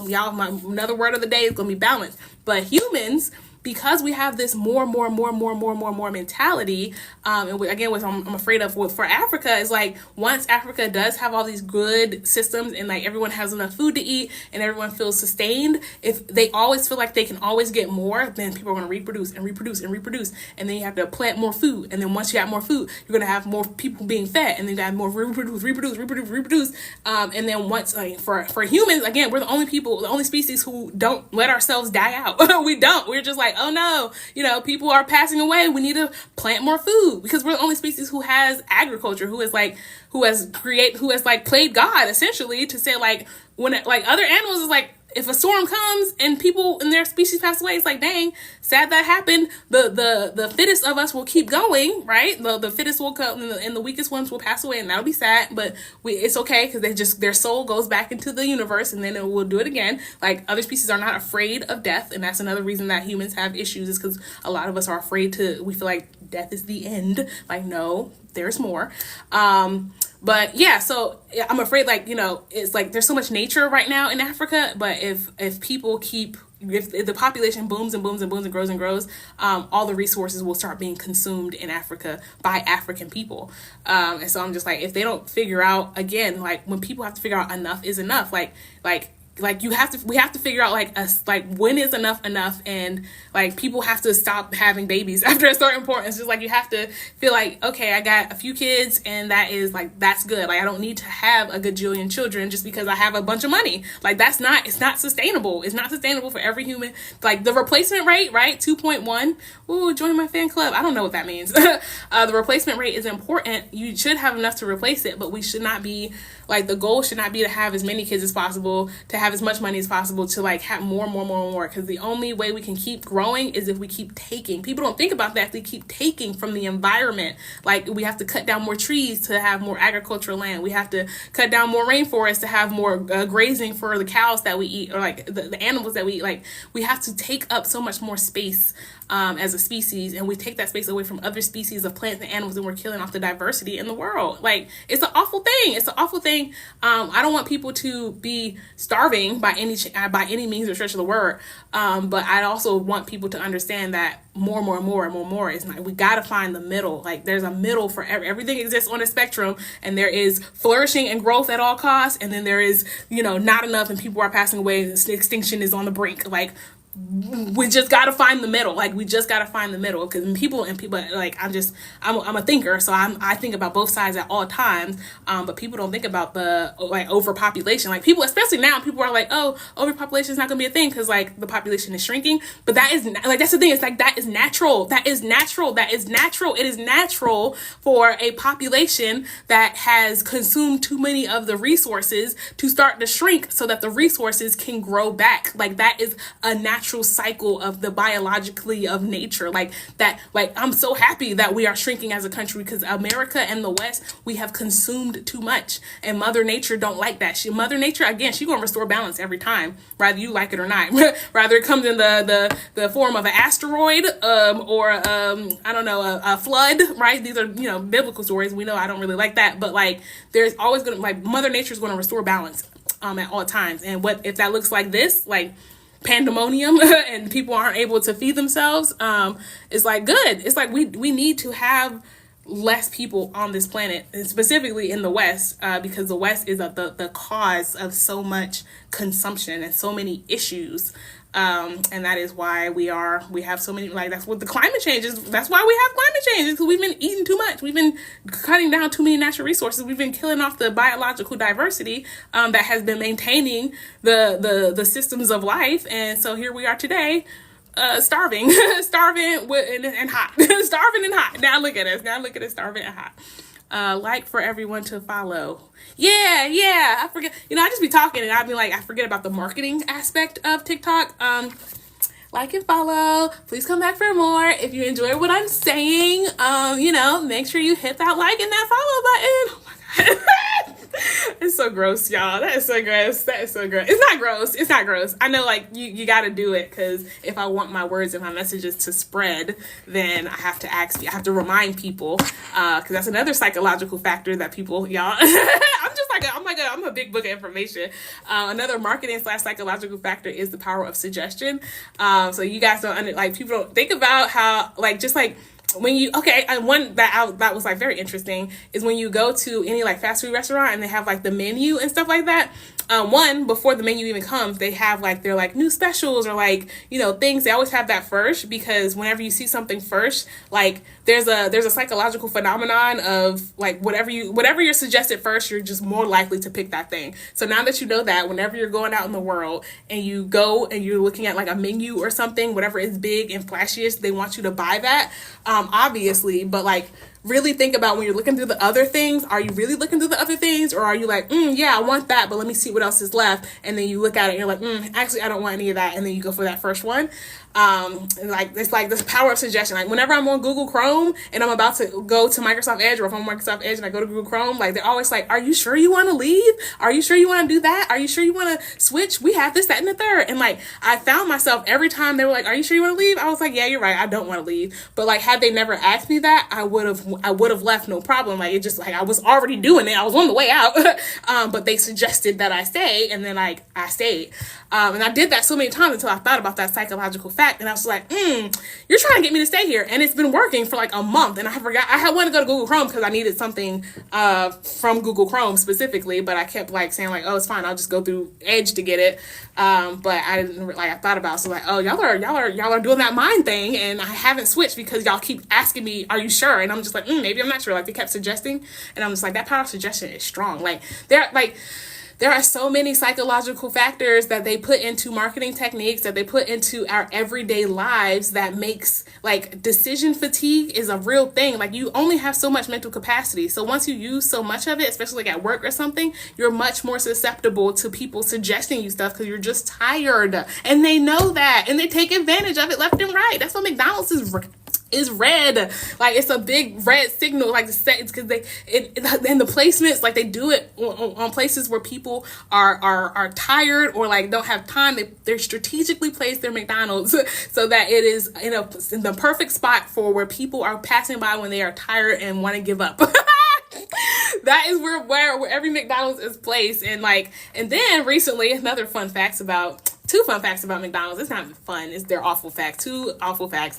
The first one is, they found out, they did analysis, 90% of McDonald's revenue came from drive-thrus.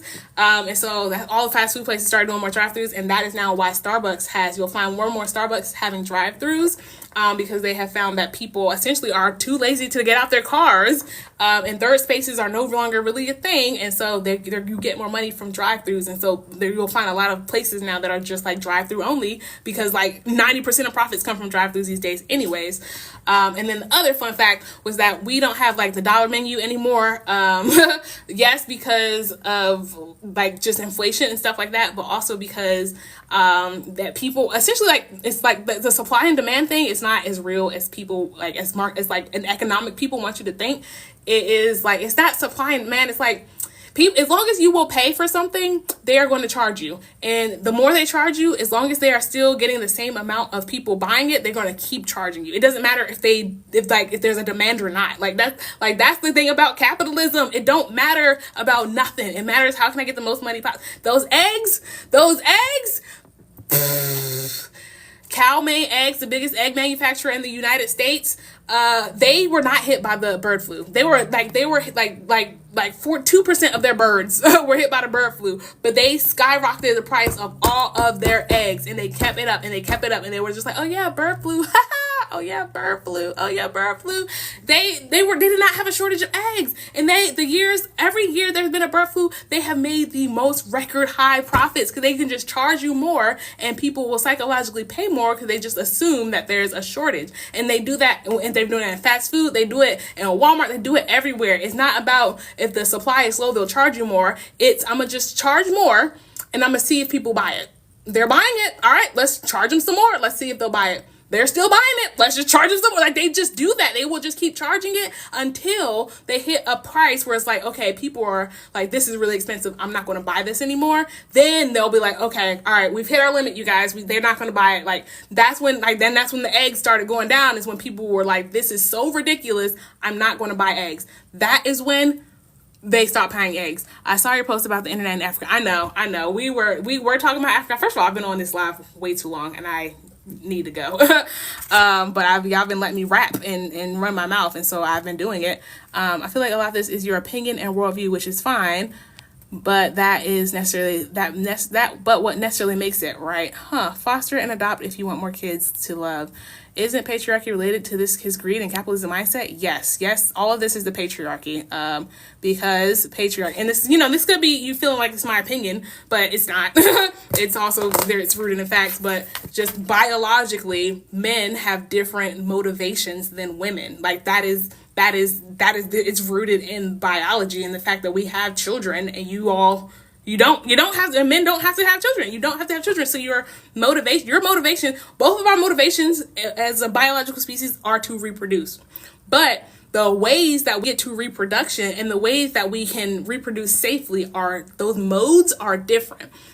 For a man, the way he can reproduce is by, being the most dominant male, being the highest social status male. That is going to gain, having money, from even taking capitalism out of it, just from animals, right? If just look at peacocks, I think is a good example. The male peacocks who get women to choose them, again, in nature, women choose the males, but the males are chosen based on their fitness to reproduce. But there's also men are also the male also chooses the woman. There's a spectrum of women. It's a little the spectrum of women is, men are less picky than women for sure, but that's in general. Males are less picky than females because females have a lot more risk that go into reproducing. While we want to reproduce, we have a lot more risk, so we have to be a lot more strategic about picking our partner. And so when you think about peacocks, the peacocks wants to have the highest social status and be picked, and they do that by having the biggest fluffiest, like, the biggest fluffiest little peacocks, little, like, the color peacock things, little feathers, and then they have to do their strut, they have to do a little dance, they have to show the woman that I am fit, my feathers are bright, I look good, I will be a good reproductive model. And then the woman be like, you know what, yeah, I agree. Come on, let's go. We can do this now. So the man, his goal is to be the biggest, strongest, colorfulest, like, most socially high peacock to get a woman. But the woman, her goal is to, like, pick the peacock who will be, like, the safest, who will help me raise my young, who will take care of me, who won't abandon me, who won't, like, do anything to hurt or harm me. It's like the woman's goal is not highest social status. Like, that's what I'm saying. Like, we both want to reproduce, but from a biological standpoint, our motivations are different. And that is why if women are in leadership, we will not choose things that will get us higher social status. Like, we will not pick things that will accumulate more resources, accumulate more money. Because, like, our motivation is not to be the highest ranking social member, because that is not what we need to reproduce. What women need to reproduce is safety. We need stability. We need, predictability. We need, like, a safe and humane future. We need a safe place for our children to roam and graze. And this is from a female, not even from a woman, from a female species standpoint. This is what a female is looking for. Like, how can I have children and keep myself safe while I'm doing it, and keep my young safe while they're young? Like, that is, from the female perspective, those are our priorities. From the male perspective, that is not the male priority. So when you put a bunch of people in charge whose priority is high-ranking social status, they are going to make distinctly different decisions than when you put a people in charge whose highest priority is safety, security, stability. Like, those are, like, that's what it is. It's not that we want to oppress or change. It's like, and it's all, like, you can say this is my opinion, but, like, again, I study biology. Like, my degree is in exercise and nutrition science with a minor in public health, and in a school, and I came from a very prestigious school of public health. That is I did 4 years of that, and then the last 10 years I have been in healthcare strategy, healthcare clinical, healthcare administration, payer strategy, like all health, all biology, all science, all life, all social, all economics. Like you can say, but that my expertise is not good enough for you, and that's fine. Like, that's fine. I don't need, like, but for you to say that the conclusions that I have come to are my opinions and they're based in just how I feel, that's your opinion and that's how you feel. But if you have a better, like, scientifically based argument for why you feel differently, I am 100 as a person of knowledge, I am 100% open to listening to that. But if you're just saying, like, oh, that's her opinion because that's her opinion, like, I can't take that as, that's not gonna make me change my mind. That's not gonna make me change my mind. Poor and rich didn't start with capitalism, though. Why do you feel like poor and rich didn't start with capitalism? No, it didn't start with capitalism, of course. But it started with patriarchy. It started with men taking and hoarding resources and using that as leverage to gain access to women, and women being okay with that, because if they are chosen as the woman who, like, if a man is hoarding all the resources, and a woman wants to keep herself and her young safe, which is, again, the priority of women, she's going to appease the man with all of the resources because she wants to keep herself and her young safe. So when it was women who were in charge, ensuring that the community had resources to keep themselves and their young safe, that was fine. But the moment that at some point in history, men decided, you know what, actually, I will keep all the resources, I will be in charge, I will do whatever behooves me because I want all of the women, and really that's all it is at the end of the day. It's like, men want resources, yeah, but they want those resources so they have social status. They want that social status so they can have women, like, so they can have reproductive access, like that, and that's not even like a man thing. That is an evolutionary, that's a male species thing, is how can I gather resources and social status so that I can have access to reproduction and women. But humans have, again, they've perverted it a little bit into the point where it's like, they don't necessarily want access to reproductive status. They just want they want resources and social status for the sake of resources and social status. Because like again, we've gotten so far away from nature that it's not even about reproduction anymore. At some point, like at some levels, it is. But like I'm like at the Elon Musk level, at the Donald Trump level, it's not because they want access to women. They have that. They just not now. They just want. It's just like an unchecked. It's like it's capitalism in human form. It's like unchecked growth and of power and monopolizing of resources. It's just like they just want it just because they want it. They feel entitled to it because they deserve to have it. Like at this point, it's like it's not even for access to reproduction. They just want more and more and more because that's what they were told is what they should do, and it's weird. So isn't patriarchy related to greed and capitalism? I say yes, and I think I just explained that. Why that is, why men are greedy, because it's like the more resources they have, the more reproductive access they have. Foster and adopt if you want more kids to love. I agree with that. There are plenty of children to go around, but then there's like, of course, like there's like genetic superiority mentalities, and people feel like I want my own genes but also yeah, they want their own genes, but also like the foster process is hard. It's, to my understanding, it is hard to adopt a child. It is expensive to adopt a child. They don't just figured it out. I'm like, they don't make it easy to adopt children. And why is that? Because those children are profitable. Those children, they make somebody a profit somehow. If like getting children adopted into happy, healthy families was like if that made someone money, that would happen more often. But keeping children in foster care, I know foster parents get money. The orphanages, those they I'm sure they get money from the state somehow. I don't know. I'm not too deep into. I've got some friends who are adopted, but I'm not too familiar. But I just can imagine, based on all the systems in America that I know, it is extremely difficult to adopt a child. You would think it's for the safety of the child, but nah, there's something there. I'm not sure what it is or how it works, but it's hard to get to adopt a child because it's profitable for someone somewhere to have those children in adoption. I don't know if that's like, again, putting them in the prison pipeline, because I know a lot of foster kids end up going into halfway house, they end up going to juvie, they end up going into prison. Like that happens. So it could be the prison industry just sucking them all up, and you know, advocating / what is it called?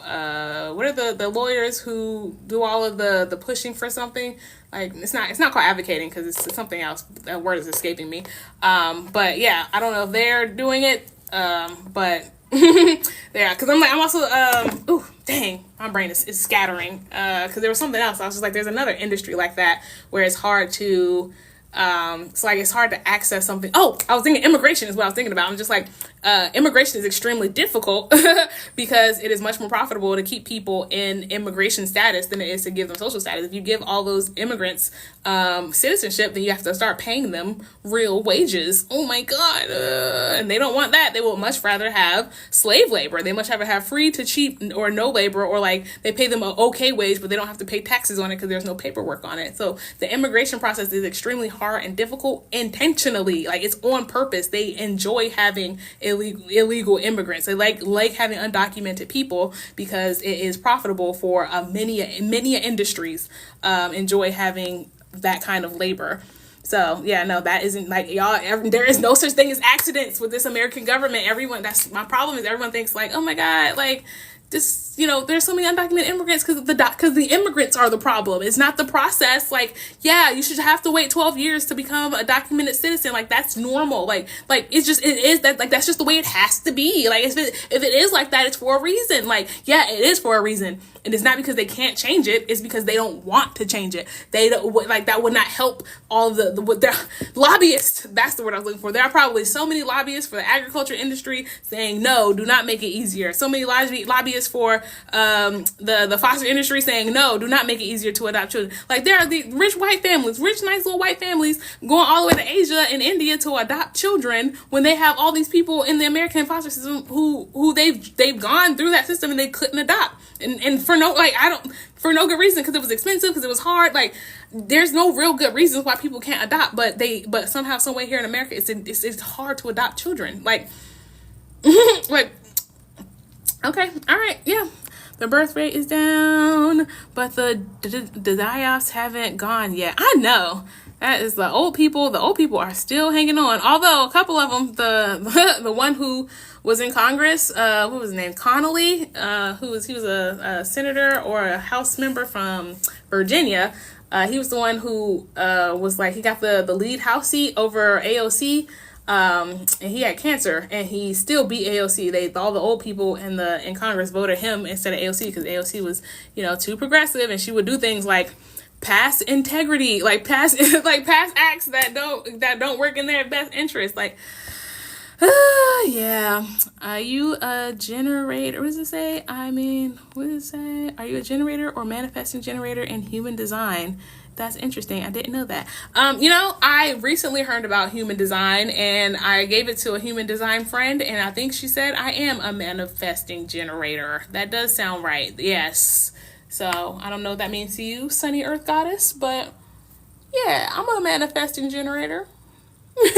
I've also recently gotten into numerology, and I learned that I am a master number 11. And I was just like, and those people, they deal a lot with duality. They deal a lot with the masculine. Like it really, when I was looking at numerology, I feel like that's the thing that described me better than almost anything else, even more than astrology. Like I'm a Cancer, gang. But the numerology description, I was like, nah, that's the one. And that made me really realize how they don't teach us numerology, they don't teach us astrology, because those things will teach us like really like who we are from the inside, from a planetary perspective. But they teach you that stuff is crap, is woo-woo science, is not real science. Because if you learn that stuff when you were young, like learn who you are and why you are who you are, you would be less apt to go out looking and trying to figure out who you are and find who you are. And then you would be more whole growing up. And that does not make for a good consumer. We don't want whole people. We want sad, desperate, lonely people. So that is a Dinaika's interesting. Oh yeah, I'm glad people are super excited about Africa. People have been coming to me and trying to, I don't know, I feel like they've been trying to kill my joy because they were like, yeah, Africa is so corrupt, like it's not going to work, or just like they were telling me all the bad things that are happening in Africa, and so why I shouldn't get my hopes up. But I'm like, yeah, first of all, there are bad things happening everywhere, but even if there are bad things, that doesn't mean we can't celebrate the good things. And I think this one specifically is so significant because like you're connecting people. Like before, like if you just put money somewhere, it's not the same as like investing in connectivity. Like you are giving these people information. Like I'm a big proponent, obviously, as I sit here and dump all of the things I have in my brain on the people on the internet. I'm a big proponent of information being so empowering. So even if like these people are corrupt, even if they block their internet from the rest of the world and like they only African internet can get African internet, the people within the continent of Africa will still be able to more easily connect with one another. And that means they can more easily organize, they can more easily create movements, they can more easily overthrow governments if they so chose. So it's just like there's no bad about giving people an easier way to connect with one another. Even if the government will use it as a tool somehow, some way, and they will, because all governments do that. Like that's like saying like social media, like, oh, like, social media is kind of bad, if I'm being honest, but that's like saying that giving people the internet is bad just because there are, like alt-right wing extremists. Like, I don't know. I just feel like the internet is bad sometimes, but it is good a lot of the times. And does the good outweigh the bad? I'm not sure. If I'm being honest, as a person who is a big nature enthusiast, and I feel like we should all go outside more and get inside the greenery and touch grass and talk to one another face to face. That's just not the world that we live in at this moment. And if we need the internet to do more, like create this group that we were just talking about that I said I'm gonna pause on and I never came back to, then that's a good thing. It's a good thing to have people more connected. I mean, we're seeing this now in humans. Birth rate is going down and it's freaking them out. Oh yeah, I think I'm behind in the comments. Yeah, we've lost the plot. Humanity has lost the plot. Yes, Jenny, lobbyist was the word I was looking for. It will work in Africa. That's the propaganda. Thank you. I do feel like it will work. Like it's gonna be helpful. I don't know how. I don't know what way. Will it hurt in some places? Sure, but it's gonna be helpful 100%. And what does it mean, a manifestor? Can you elaborate? I cannot elaborate. I'm sorry, Shannon, but it's like I only recently learned about, like, it's called human design. It's all, I feel like it's all derivatives of astrology. Like, you are born, and and again, this is another reason why people feel like astrology is woo-woo science, because they don't want y'all to know that when that, like, everything in nature works in cycles and systems. Including the rotation of the earth, the rotation of the planetary balance. And people just feel like the rotations of the planet, they have nothing to do with our individual lives. And it's like, I guess it's very easy to think that, but my thing is twofold. One, whatever the government tells you is bad or like useless is probably good and very useful. And that's one of those is astrology. They don't tell us about astrology. They don't teach us about astrology. And there's this overwhelming, like, it's woo-woo, magic science. It's not real. It's pseudoscience. And that makes me feel like, something there. And then the second part is like, I don't know, like, if you don't believe it, that's okay. But there's something there. Like, if they're Cancer, right? I do feel like I am more emotionally tuned than like my husband, who's a Sagittarius, right? He's certainly more like, like fiery, more, I don't know how to explain it, but like the energies of the signs, they are accurate. They are accurate energies of people, even if they're not exactly the science of like, and of course they're not going to be, because there's so much more to it than you're just like, your sun sign, there's your moon sign, and then your Mercury sign. Like, I don't know all the stuff, but I know it enough at a surface level to know that it is not incorrect. It is not completely and 100% incorrect. Like, I feel like when we all look at our, like, if you know anything about astrology, if you like just read your sun sign, like, once or twice, like just as a whole, you're gonna relate to it. And it's just like the fact that even that little piece is true, for me, that means there is so much more. Like, there's so much more. Like, there's like the fact that when we are born, it manifests our souls into a certain kind of energy. It's just like I don't know, like, I'm just like, how can you just not say, like, how can you see that, feel that, like, and be like, no, it's like, it's not, none of it is true. It's all woo-woo science. It's just, women in their astrology. Like, I don't know. It's just like, people are so easy to dismiss something, just because most people dismiss it. And so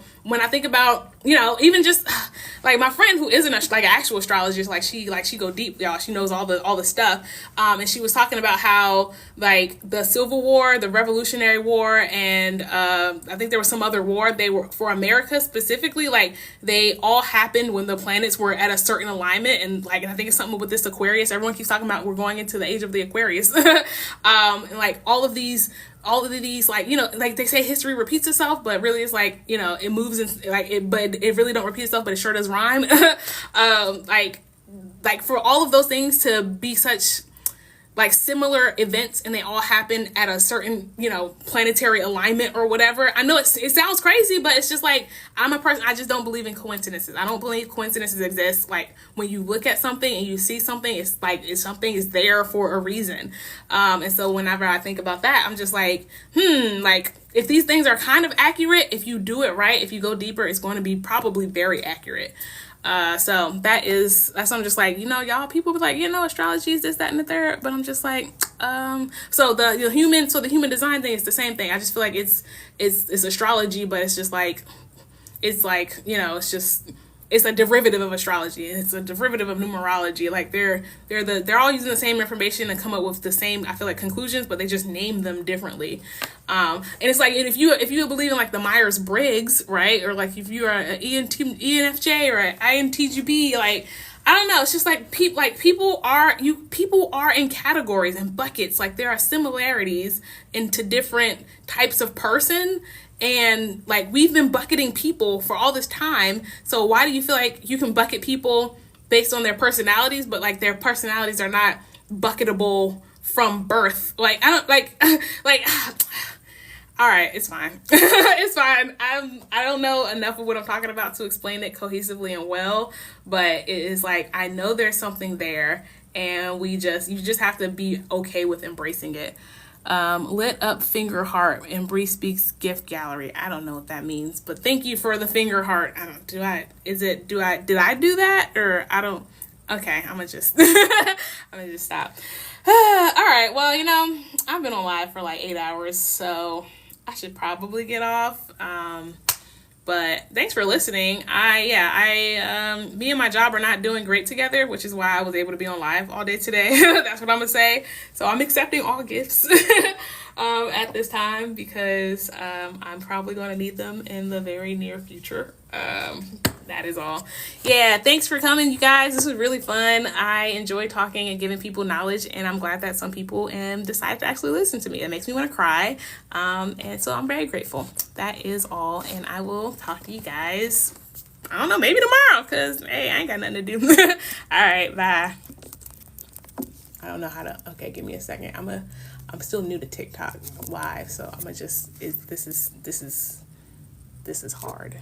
Okay, give me a second. I'm still new to TikTok live, so I'm gonna just, this is hard.